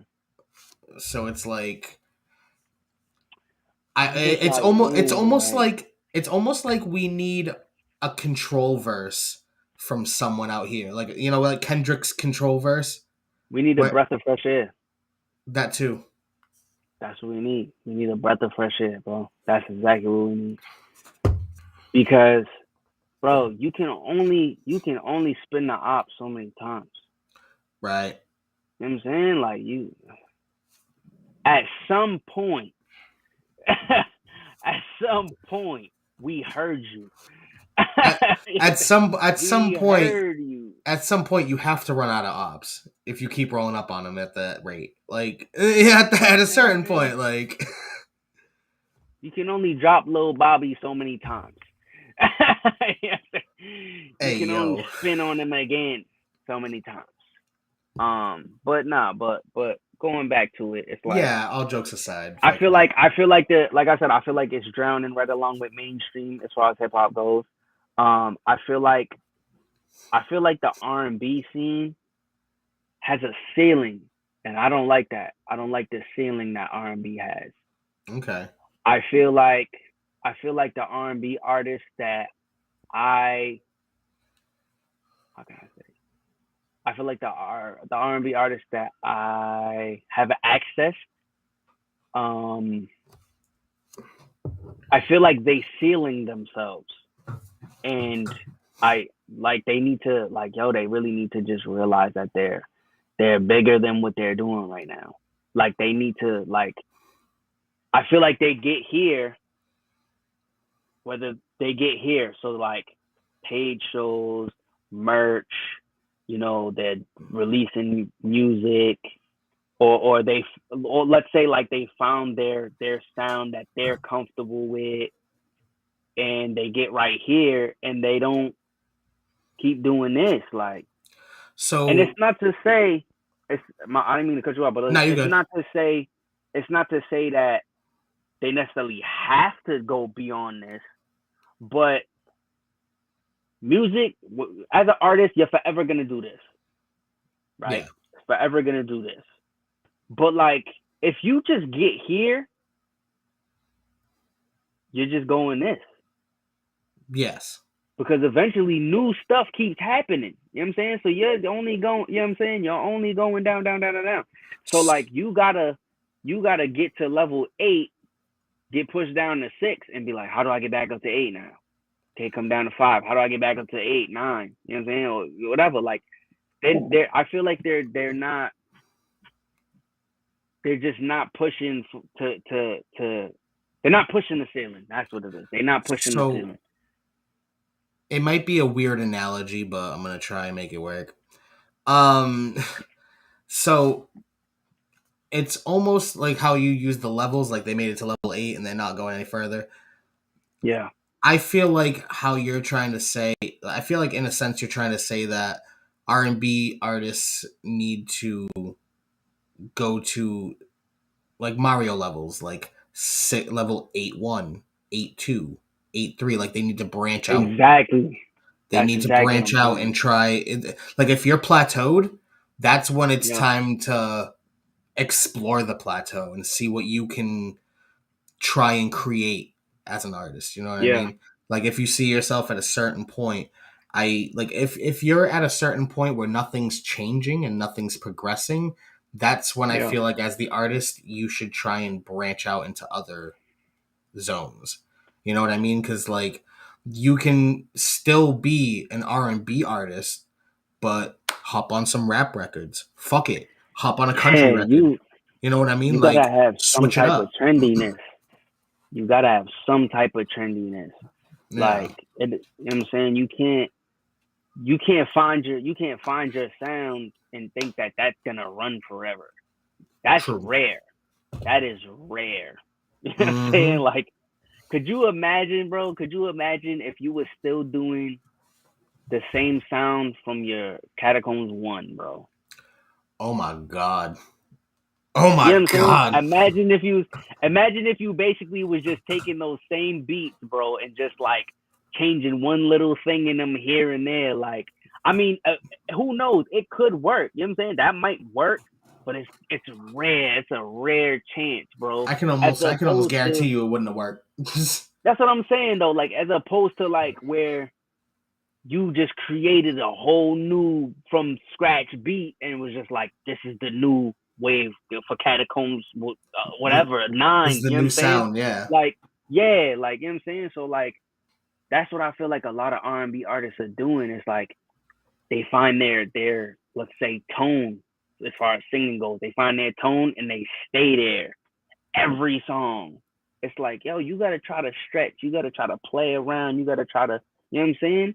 Yeah. Same thing with like rappers. I feel like they find their auto tune, they find their melodies, they find their thing that they do, and it's just they stay there. And it's like, even content wise, is like, yeah. come on, we gotta mix it up. I feel like, I mean, just because it's with me personally, I feel like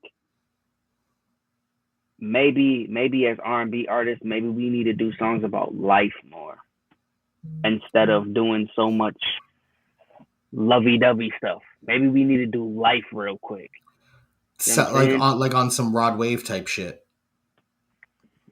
Yeah, for sure. Because he was killing it. I know. Oh, quick shout out to Opil Beats. What up, my dude? Thank you for tuning in. I'm sure I'll talk to you on voice chat later when we play Mario Kart. But yeah, so the reason I wanted to split them up is because I wanted to talk about the differences. Like, not even. I wanted to talk about who's top right now. Like, who's top tier? I mean, after that song with Ross, I'll take a fucking stab at it. Word. You know what I'm saying? Word. But like honestly, like, not even to toot the horn, but like Hendrick has been fucking holding it down for the city since January, I'd say, if not before that. Like, he's been fucking literally holding shit down. I like it. And nobody's come close to his numbers. Nobody's touching him. Nah, I would say Hendrick, for real.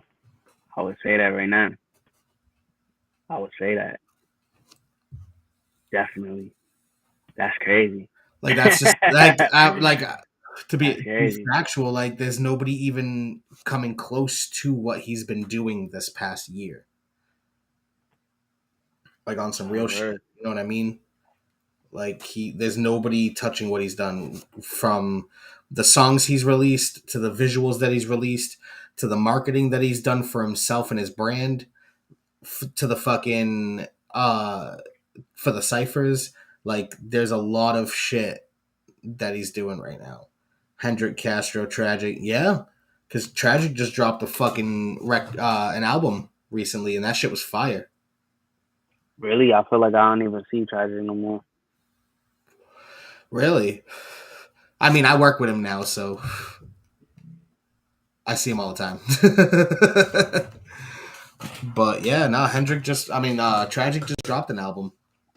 Yeah. Belly of the Beast. Nah. Okay.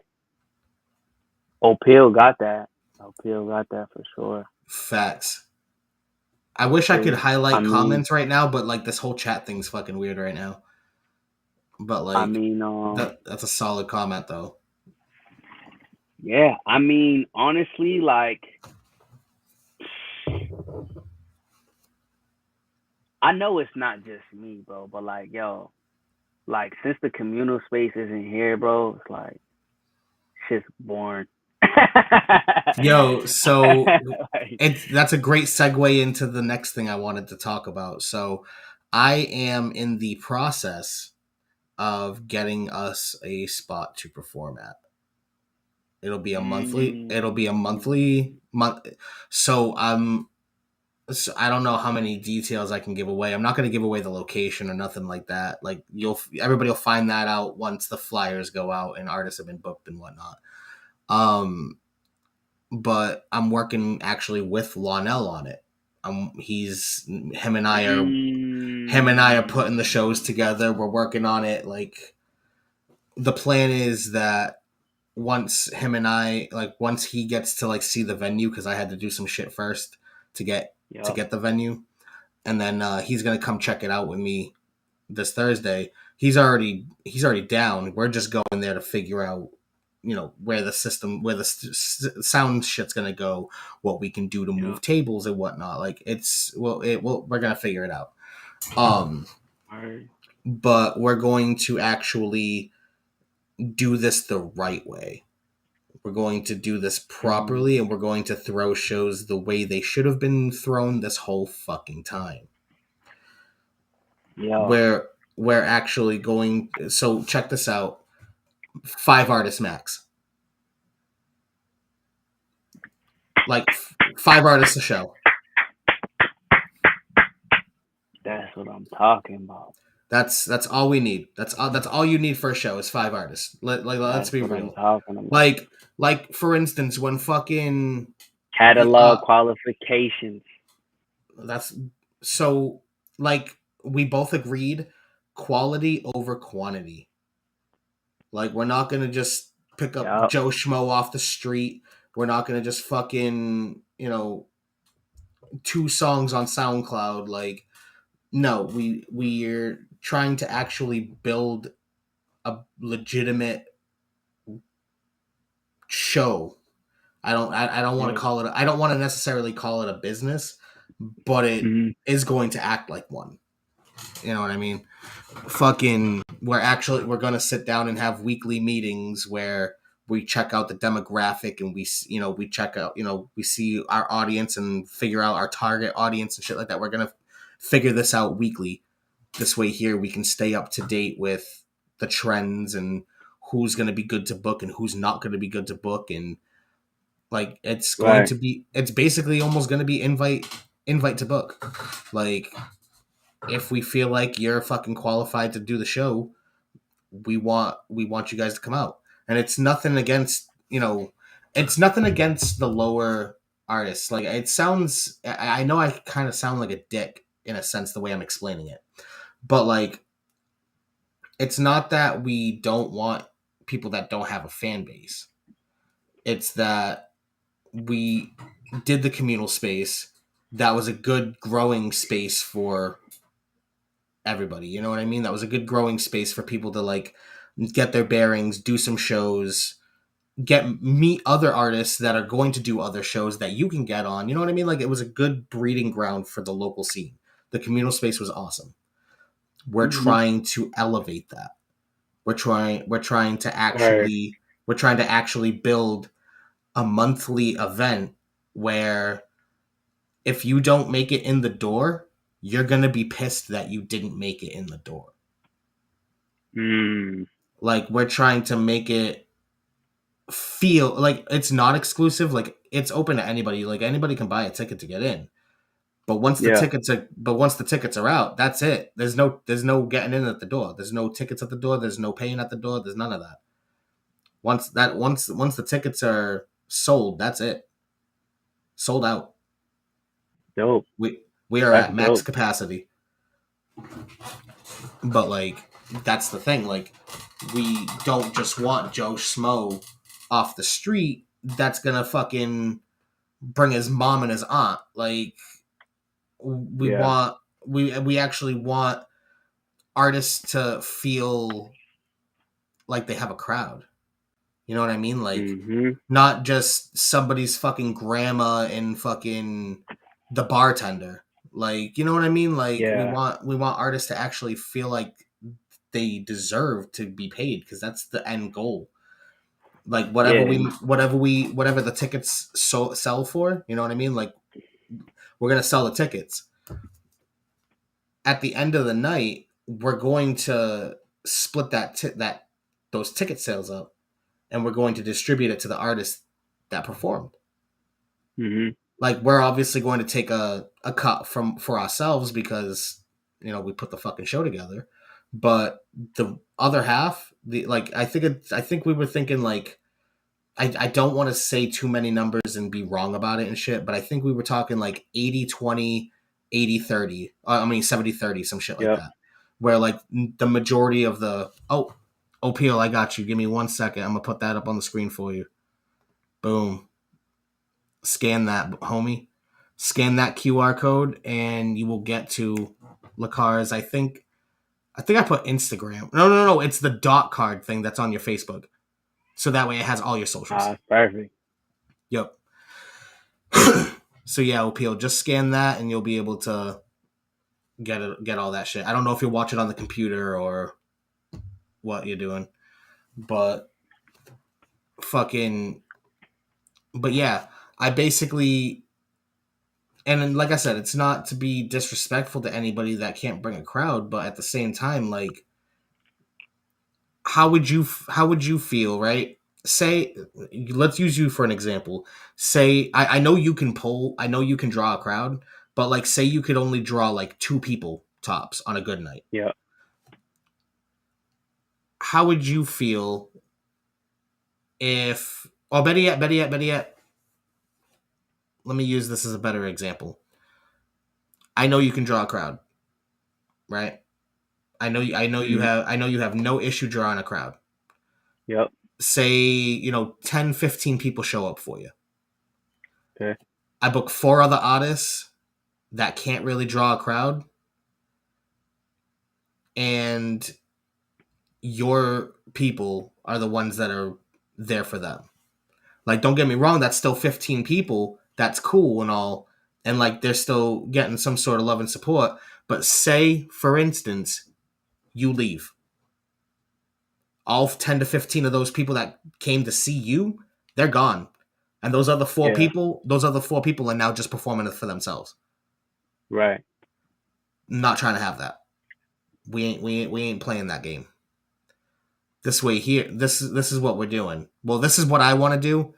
Lonell, if you happen to watch this before I talk to you, this is the game plan. The artists get paid at the end of the night. Which has happened at recent events. Well, the artists get paid at the end of the night. No getting paid beforehand. Oh no, I'm not talking about the pay. I'm talking about the crowd leaving. Oh yeah. That see, that's way too frequent of an occurrence. Like, I can't even put it on one person, because that happens at almost every single hip hop show locally. Yep. But I will say, here's the kicker though. If the bar is near the stage, people stay longer. Really? I've noticed that. If there is a bar, if there is a bar counter within view of the performances, people will stay longer. I've noticed that. It may not be like a solid statistic, but I have noticed that happens more often than not. Like, say for instance, the VFW in Fall River. Mm-hmm. You can see the performances from that bar. And 9 times out of 10, by the end of the night, there's still like a whole fucking room full of people. You know what I mean? 9 times out of 10, that place is still pretty packed out. Now, AS220, that bar, you have to go through a door and get on the other side of the building. Right. 9 times out of 10, a lot of people are either at that bar, not watching the performances, or they already dipped because they can't have a drink, and they can bring the drink over there, but that's not the point. Like, it's more like I've noticed that, like, actual bars are more of a social thing, because then after you're done drinking, you can just go grab another one. You don't even have to move.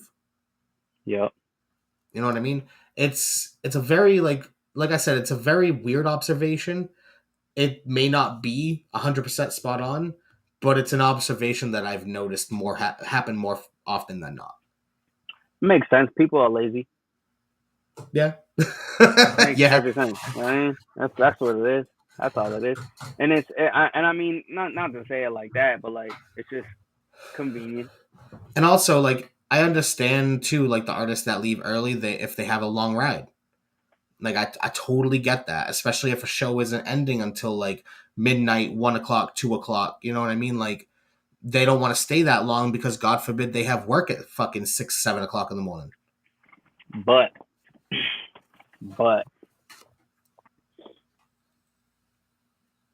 the problem is people see like this, right?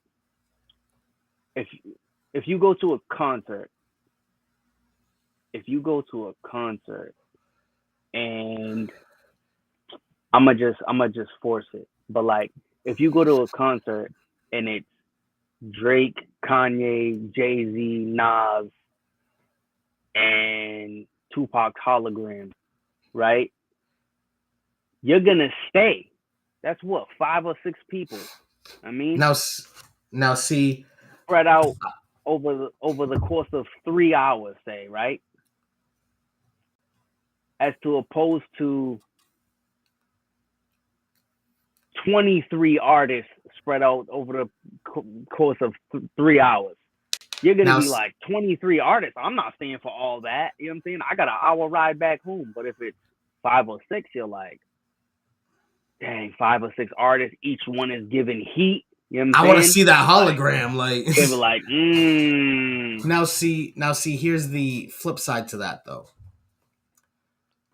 Every single one of those artists on that lineup you named are very well known.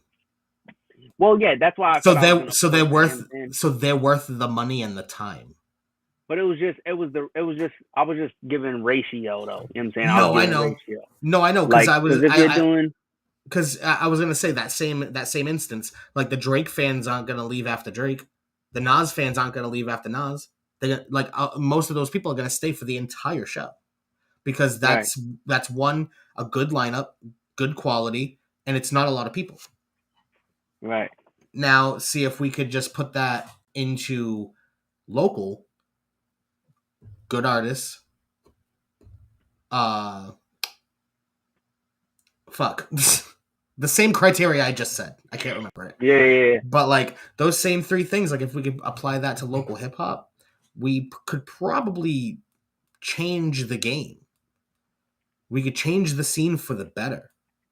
Because like there's no and like no disrespect to like certain people and shit, because like I still have homies in whatnot in other places and whatnot, but like I feel like so many artists get booked for these like showcases, and it's not just one promoter, it's a lot of promoters. There's a lot of promoters that do this.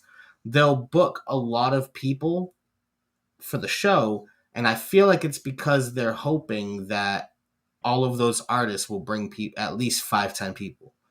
Because if you book 20 people and each one brings 5 people, that's 100 people in the building at least. Right. You know what I mean? So like I feel like if you focus on the quality of the artists and you focus on their actual draw, you may be able to increase that number and pack the fucking place out. Right. Now, I'm not saying, and I'm not speaking from a place where I can draw 50 fucking people to a show. I can't. I wish. I would love to. But just because I can't apply the theory doesn't mean the theory's wrong. You know what I mean? Right. Like that's why I'm trying to do, sorry, I don't mean to cut you off.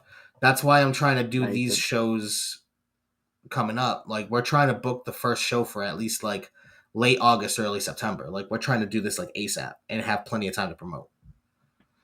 So I want to apply the theory, not for just for myself, but for other artists too. Because Right. I truly feel like Opil says, quality over quantity. I really feel Hmm. like if we book the correct artists in the city, we could pack out a fucking venue. It just takes the right people and it takes the right marketing and promotion. Yeah, Like that, that's exactly kind of what I was gonna get into was like promotion wise is yep, like right now, even like me, I'm talking about me. I'm really, this applies to all of us, but I'm talking about me when I say this because I'm horrible right now. I've never, ever in my whole entire music career been this bad with promotions. Never. fair. And we gotta be like, we gotta do better for sure. Like, we gotta do better as far as like, you know what I'm saying? Like, we should be, when a flyer drops for a show, ASAP. We should be putting our music behind that and promoting, pushing that. Boom. Hey, look, Yeah, this is the flyer. This is who's on it. This what you're coming for though. Listen to what you're coming for. You know what I'm saying? yo, You're gonna hear me do this live. You're gonna see me. Come here. Yo, we should be doing videos. Hey, look, hey yo, what's going on, everybody? This is where I'm gonna be on this date at this time. Come pull up, chop it up with me, take some pictures. Boom. yep, You know what I'm saying? We should be pushing different elements of what they're gonna get when they do come see us. That, hey yo, come pull up on me. Hey, I got these t-shirts. I'm giving away these last 5 t-shirts for free or for $1 or whatever. You know what I'm saying? Hey, come pull up on me. I got these stickers I'm trying to hand y'all. You can only get these stickers from me personally. I mean, we need to make like certain aspects of coming to see me special. Like, you know what I'm saying? I feel like us as artists, like we don't look at ourselves that way. We constantly, when we're at the bottom, we'll say, like we constantly look at ourselves as um uh like we're building, you know what I'm saying? We're building, we're under construction constantly. We're working on it. We're working on, you know, the better music. We're working on the better beats. We're working on how to perform better. But it's like, yo, there's so much other things we need to work on to be better at. You know what I'm saying? true. Like I feel like, I mean, it's probably not accurate, but I feel like if you think your music is good enough to get on the stage and do and perform in front of people, you don't necessarily need to put that much focus on that anymore. Yeah, You know what I'm saying? And I'm not saying don't develop your sound or don't try new things. I'm not saying none of that. Yeah, that should happen anyway as a creative. What I'm saying is that shouldn't be your main focus. You know what I'm saying? If you feel confident enough to say this song is done, if you feel confident enough to put that song out, you feel confident enough to perform that, that shouldn't be your focus no more. Your focus should now be, okay, is my promotion game on point? Is exactly. my selling game on point? And by selling game, I mean just what I was saying, like telling the people, hey, when you pull up on me, this what you gonna get. You know what I'm saying? Like that's really what I feel like we need to do as local artists. Is we need to have higher standards for ourselves. You know what I'm Yep, saying? We need to look at ourselves as in a higher position than we do. Like, yo, the fans are coming to see us, right? We need to not look like regular people. true. And I mean, you know me, bro. When I pop off, I do not look no type of regular, bro. Yo, I'm out here. I got the shades on. You know what I'm saying? I'm coordinating. I'm same here though. like, Fucking, I'll usually chill and look like a normal person, but then like when they call me to the stage and like half the room is like, who the fuck is this guy? And the other half is like, ah, oh, you motherfuckers ain't ready for this shit. I'm like, yo, every time I see you go on stage, bro, I'm like, yo, you gotta figure out how to put your hair into your whole image, like your selling game though, your selling game. I need like, yo, you gotta figure that out. Like, it's gotta be something. bro. Like you gotta like I gotta go you back gotta to the like white wear hair. you got like the next time you color your hair, whether it's white or whatever it may be, bro, you gotta wear a head wrap for like 2 weeks before a show. Like you gotta color your hair 2 weeks before a show and then wear a head wrap for 2 weeks and be like, pull up on me so you can see my new hair. Like that's the only way you gonna see it is you gotta come to this show. Okay. And I mean, like you gotta sell that. I'm telling you, you gotta do it. Yeah, the hair has been a thing for so long that like, yeah, I could do that. That'd be fire. I know. Yo, you gotta start doing like, I don't know if you do it already. You gotta start. What do they call that? What do they call it? The ombre joint? I've done that before actually. I did it for a grind mode shoot. Yeah, you gotta do something like that. That's fire. I've been thinking about doing it myself. I might have to do that. I've been thinking about doing like the end over here like orange and then like a white tip. Okay. That's fire. I'd fuck with that heavy. Oh no, there we go. Fucking cut out by accident. Oh. But nah, I dig that though. The orange with the white tip, that's fire. Yeah, that's what I'm saying. I mean, like, cause I've been thinking about doing you remember what I had like the blonde or whatever, the blonde streaks or whatever. Okay, yeah. I had like a couple blonde dreads up in there. Yeah. I do remember that, yeah. Sometimes I'll be wanting to go back to that, but I'm like, nah, I gotta do something different. I feel that. I think I gotta do something different for sure. That's why I went to the purple. Yeah. Just gotta switch it up. It's so crazy because like you ever be feeling like oh, I gotta switch it up, and then when you do switch it up, you're like, nah, I gotta go back. Yep. That's how I feel with the white hair, bro. Like I want to go back to the white. Yeah, that's me. I'm like, once I do something, I'm like, nah, I gotta do black. That's it. Fucking A. So I do wanna it is past 10 o'clock now, so I do wanna start to wrap things up. The playlist thing that I mentioned earlier. So everybody watching had a track with Rick Ross drop on Friday. So something I've noticed with Spotify is if you have a song come out and say you're, Joe Schmo off the street and you drop a song with like fucking Lil Wayne. Excuse me. And you drop a song with Lil Wayne and shit, you know what I mean?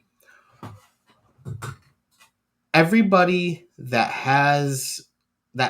follows Lil Wayne on Spotify, like his, 14, however million monthly listeners, like all those people that follow him will get that song in their release radar playlist every Friday. Every Friday that updates with brand new releases from artists you don't know, artists you might know, and everything in between. So I realized this recently, and luckily enough for me, I waited. I got this Ross verse like November of last year. Like I got it like quite a while ago sometime towards the end of last year. And I went through Anno Domini Nation to get the verse. I didn't have any contact with Ross. I didn't have any contact with his team. As cool as that would fucking have been, I didn't. And I'll be honest with it. So, but going through Anno Domini and the way that I did it, I do have the contracts saying that I can fully use this song. I can promote it however way I want. Unlimited streams, get paid for it. Fucking all this, that, and the other. I have the full unlimited rights contract for it. So it's cool. Right. Other people do have this verse though, because it was through the Anno Domini shit. It was a third party thing. So other people do have this verse, and other people have released their tracks with Ross. But but I waited because I knew a lot of people were going to jump on that opportunity and immediately start uploading it. And then next thing you know, what happens in my release radar? There's like 4 or 5 different fucking Rick Ross featured songs, all with the same verse. And it's all different fucking people that don't know their dick from their elbow. So they're Right. fucking, they don't sound good. So fucking, I was like, you know what? I'll wait to release it. I release it, this past Friday. After a whole bunch of fucking shenanigans, I had to fucking. I originally tried uploading it through DistroKid. DistroKid was like, we can't release this unless we have a picture of his photo ID or a letter or like if he hits us up on Twitter. And if he DMs us on Twitter and tells us it's like a legit track.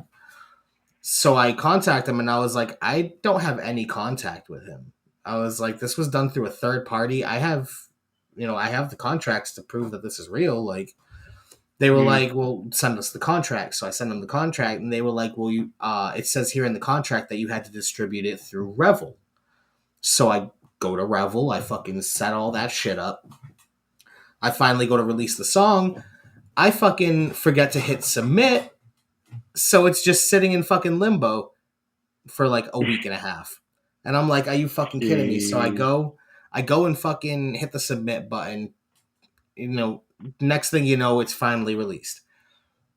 So first day numbers come in. I'm like, oh, word. This is good. This is really good. I like this. The next day's numbers come in and it's like 500 more than what it was the day before. And I was like, oh, okay, well, let me start digging. So I'm digging through the Spotify for artists because I have that as an app on my phone so I can check my stats and shit and, check target audiences, all kinds of crazy shit. So I go to the playlist tab and it tells me what playlists are playing the song, and the majority of the plays are coming from the release radar. So that tells me that anybody that's following Rick Ross on Spotify is getting notified of this track. And because I waited so long, the majority of his fans are checking it out because they probably forgot the fucking flood of Rick Ross songs that came out before, all with the same verse. So, and it works out perfectly because in his verse, he says, I'm up in Secret City. Right. And New Bedford just so happens to be known as the Secret City. So I used that to my advantage. That worked out. Yup. And I came out with a fucking banger. Very fucking proud of it. Oh, word. See, that was a thing like that happened with me too. I ended up freaking. I mean, I felt like it was kind of like a scam type of situation because Boosie just did something like that. Okay, yeah. yeah. So like he was working with like, I don't even know, like DJ Domino Effect or something like that. I don't remember. It could be Anno Domini. Oh, maybe it was. I think it was, honestly. Might have been that. Yeah, Boosie was doing something, but like the way Boosie was like promoting it at first was like he was making it like he was literally on his Instagram like making videos as if like he was like, oh, like send me a beat or send me a song and like I'll do the verse the same night. And it was like I was like, nah, I was like something's fishy because like why would you pay this one flat rate price and then like he's doing your stuff on spot for mad cheap? I'm like, that don't even sound right. I'm like, that just sound like he Boosie be like Boosie like literally brags about how like when he flies to certain cities to do shows for like 75 grand, he be telling people like he's like, oh, I mess with the hood. I go to the hood and I mess with them. And I told him like, my verse usually 8,500, but like 6K. Give me 6K right now. We'll do it. Oh, give me 4K. I'll take 3K. We do it. Like you ain't doing on spot verses for $350, bro. I mean, like it's just not realistic, bro. Like it just sounds crazy. So I'm like, that's when I started thinking to myself, I'm like, nah, these gotta be like pre-recorded joints or something. Like, and I'm like, everybody about to have the same verse. I'm like, I don't know, something's weird. Yeah, like I've heard, because I have the Ritz feature, and I heard a couple of other people's tracks with that same Ritz feature over the same beat. The thing that was cool with the Rick Ross one was they at least sent us 3 different versions of the beat with his verse on all 3 of them, like 3 different beats entirely, and each one had his verse on it. So I picked the one that just sounded the most hype, and I was like, let me just come up with a fucking crazy hook. Came up with the hook, and I was like, oh, cool. Let me write my verse now. I got this. And yeah, no, it just ended up working out great, dude. Word. That's So dope. That's dope. I do want to spin that real quick though before we end the night off, just because it's such a good song. I just want to hype up. I just want to get on that hype train real quick. I'll run it up. Let's do it. Fucking. So if you ain't heard it, you hearing it here now. Motherfucking Secret City, featuring Rick Ross, Rose, the biggest boss that you've seen thus far. I can only hype him up for so long. Let's go. This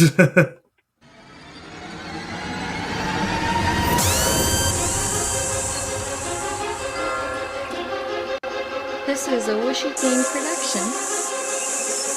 Maybach music. Bitch, I'm from the secret city where we get it out the mud. If you need it, then we got it. We just gotta hit the plug. If you disrespect the city, then you finna catch a slug. If you disrespect the people, then we get it back in blood. Bitch, I'm from the secret city where we get it out the mud. If you need it, then we got it. We just gotta hit the plug. If you disrespect the city, then you finna catch a slug. If you disrespect the people, then we get it back in blood. 100 stacks on the watch, 100 blocks on the dot. Ricky Ross, new whip, tennis shoes in the socks. I'm up in Secret City, yeah, that boy got the lean. You better hit the phone and bricks selling like ringtones. I'm stepping out fresh, I'm stepping out clean. My nigga Young Mob, dope boy in DPC. When I'm up in the D, we gon' stunt like a dog. My niggas drop out of school, but we subject to ball. Don't worry about the crackers, cause the crackers ain't sharp. I'm looking in the phantom, bitch, you know that I'm the mob. See the grill in the front, might get a feel in the front. Fuck how you feeling, Ricky Ross, I get $1 million a month. I'm so mob, I get it so mob. Pulling up to the trap, fresh off a blowjob. Yeah, I'm charging all the jeans, pussy nigga tell that. If you waiting on the side, boy, just hit my cell back. Bitch, I'm from the secret city where we get it out the mud. If you need it, then we got it. We just gotta hit the plug. If you disrespect the city, then you finna catch a slug. If you disrespect the people, then we get it back in blood. Bitch, I'm from the secret city where we get it out the mud. If you need it, then we got it. We just gotta hit the plug. If you disrespect the city, then you finna catch a slug. If you disrespect the people, then we get it back in blood. Boy, I'm up in Secret City, got my feet up, it's Mikasa. I've been battling my demons, hair is flowing in Yasha. I'm Mikasa when I'm battling these titans on the roster. Boss so fucking animated, I should probably get an Oscar. I've been moving with that Maybach music. don't get it twisted, I've been smoking on exotic flower. We getting lifted, everybody claim to be the GOAT, but they ain't really gifted. Same people claim to be the boss, but they ain't really lived it. When I pull up on a rival, the wave that I'm on is tidal. Used to see me as an idol, and that's on the fucking Bible. Now they hate me from afar, cause my features are going viral. If you diss me on the track, then I better be in the title. I'm a boss player, making moves and I don't worry about the cost later. Up echelon rap, homie, this the top player. Pull up to the secret city, you gon' need a long prayer. Call me Doomslayer, killing beats, cause bitch, I'm from the secret city where we get it out the mud. If you need it, then we got it, we just gotta hit the plug. If you disrespect the city, then you finna catch a slug. If you disrespect the people, then we get it back in blood. Bitch, I'm from the secret city where we get it out the mud. If you need it, then we got it. I should do a Secret City remix and just get like the most hype artists from New Bedford on it. Word. That would be nuts. That would actually be fucking wild. Interesting. I just had that thought while I was listening, like, damn, that would be actually pretty fucking nuts. Open verses. Yeah, just open verses. Just to, like add a couple of like open verses and get like 4 or 5 people on it. Yeah, open. Yo, what you could do. I don't know why nobody has done this yet. But yo, open verse it, and then take the best ones that you like of people doing the open verse to it, and then just put them together in a track and release it as a remix. Because some people will feel salty when they don't get picked. It's a damn open verse. I understand that, but like people, I understand that, all the time. But like you said, I picked the best ones and put them all on a song. Somebody somewhere is gonna get salty they didn't get picked. Oh, Libsey, you ain't picked me. Don't ever ask me for a verse. Literally. Oh my god. That's why I'd rather like quality over quantity. I'd rather pick certain people and be like, I know you're gonna kill this beat. Why you ain't pick me to be on that song? Not the verse now. See, it's the same thing. It's the same thing. You know what? I'll take that L when that comes. But I appreciate you hopping onto the stream tonight, bro. I'm glad I could be an outlet for you to get some things off your chest. Man, I appreciate you more for even sitting down with me for real, because yeah, this fucking roommate doesn't have any ventilation. I am literally dripping in sweat right now. That's why I don't do this shit in the summer. It's hot in here too. Believe bro, that. With that door closed, all the ACs out there, bro. I ain't got nothing in here. Oh yeah, as soon as I open that door, bro, I'm about to get hit with a fucking ice truck. Yep. But yeah, man, I appreciate you for sitting down with me, man. Because as I told you off stream, and I'll say it right here, right now.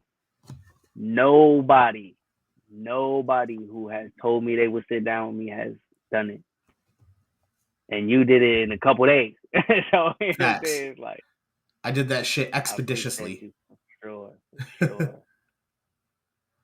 Yeah, no, I especially when you were like, yo, want to do a podcast, I want to do an episode, fucking I got some shit I want to say. I was like, yeah, absolutely. Especially since I had the day off too. It's not like I had to work today, so like if I had to work today, I would have been like, let's figure out a day. Like yeah, definitely. But it just lined up beautifully where I was like, I already got Monday off. I had to do we went to go do ultrasound shit today, so how'd that go? Beautiful, healthy baby, just waiting for her to pop. Yo, how did you feel when you first heard the heartbeat? It honestly, I'm weird. I was trying to hear it and I heard it and I was just like, oh, it's a heartbeat. I finally fucking heard it. So like, it wasn't like a precious moments like I'm gonna remember this forever type deal. It was just like a, hey, word, I finally fucking heard it. Word. Yeah, like I remember that. I can't even tell you what room of the house I was in. When I first, we went to the doctor and heard it for the first time. Yeah, like I heard it there too, but like I don't even remember that. I mean, well, yeah, like the first time that we went to the doctors and I heard it like through the machine. Yep. Yo, that's when it was real. Like, oh, this is real. This is happening. The first ultrasound in general, when we first got to see the baby, was that's like with the head and arms and shit, like a full baby. That's when I was like, oh, this is 100% a thing. Absolutely cool. Let's do this. I'm hyped, dude. I can't wait to be a dad. Yo, I'm telling you right now, yo. Once you are waking up every day, just going to sleep every day and just taking care of baby and chilling with the wifey and like, bro, you're never gonna go back to work the same ever again. Just remember that. I've heard that. Those paternity weeks you got off, bro. You're never gonna go back to work. You're gonna go to work every day like F this job. Why am I here? Yo. Man, I can't wait, dude. I'm just super excited. I'm through the Oh, is moon. that her right there in the comments? And is it the Invader Care? I don't even have the Oh comments popped yeah, up right yeah. now. Yep, that's Yep. her. She said she didn't want to cooperate today. Oh man. Yeah. Actually, speaking of, I'm gonna fucking I'm gonna go hang out in my AC because I'm like drenched in sweat right now, and I'm sure you are too. I feel you. I feel you. So, with this, I bid you adieu. Obviously, you're always welcome to hop on the show anytime, bro. Word. Again, I And appreciate you. of course, and to everybody that's been watching, thank you for tuning in. These random sporadic episodes throughout the summer might be a thing. I don't know. This was just kind of a one-off special. So maybe I'll tough it out again another night. Who knows? We'll figure it out. Other than that, season 4 is starting up in the fall. Once it gets to the point where like I need a hoodie in here, we're doing it. So Word. season 4 in the fall. And season 4, I'm going to try and get an even bigger range of people. Like, I don't want to do just strictly artists, like hip hop artists. I want to do like some metal artists, or I want to do comedians, and I want to do like other people and shit. Like, I want to expand. I don't want to just be relegated to strictly a music podcast anymore. You know what I mean? That's dope. Like, don't get me wrong. Like, majority of the episodes are going to be music related, but Yep. I do want to branch out and talk to other people. Mm-hmm. So that's kind dope. of the idea. But I do have to plan things out because season 3, I at least planned things out beautifully, and I had everybody booked like months in advance. Like Yeah. I had March booked out in October. So like I was chilling. Fucking, I might do the same, but do it in halves because the baby is due in December. So if I'm going to start the season in the fall and I usually go until the spring through the winter, there's going to be quite a few weeks where I'm not going to be wanting to stream. So, bro, give yourself. What do you got? You got 12 weeks, right? Yeah, I have 12 weeks.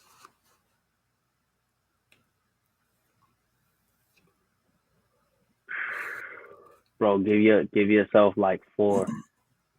Give yourself like 4 to figure everything out and get used to whatever. Yeah. There really ain't no getting used to nothing, but yeah, no. Give yourself like 4 strong weeks of like, bro, you're gonna be jacked up. Watch. I believe it. I already have weird sleep patterns, so maybe I'll be good. Hey, hopefully, I mean, if your baby's anything like mine was, man, my man's ain't know how to sleep. He did not know how to sleep through the night, bro. If you get that, you're gonna be jacked up. Well, if the baby's gonna be anything like me or her mother, this baby's gonna sleep like a fucking rock. Because like I sleep like I'm dead. Yeah, y'all about to be shaking up for sure. That's how the universe works. Yeah.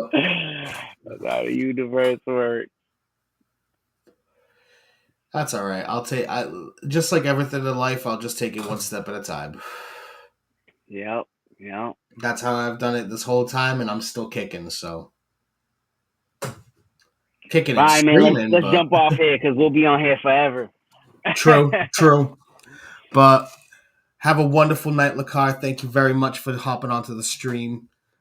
Everybody that's been tuned in, thank you for, again, thank you for tuning in. I've been saying thank yous multiple fucking times already.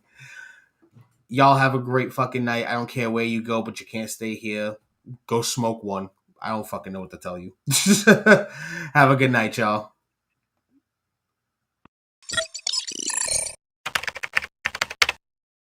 This arc is for the villain who stays hiding the feeling that there ain't a local rapper on the level that he's killing. Rolls another blunt to get high as the ceiling. It's been top shelf since the government started dealing. This arc is for the villain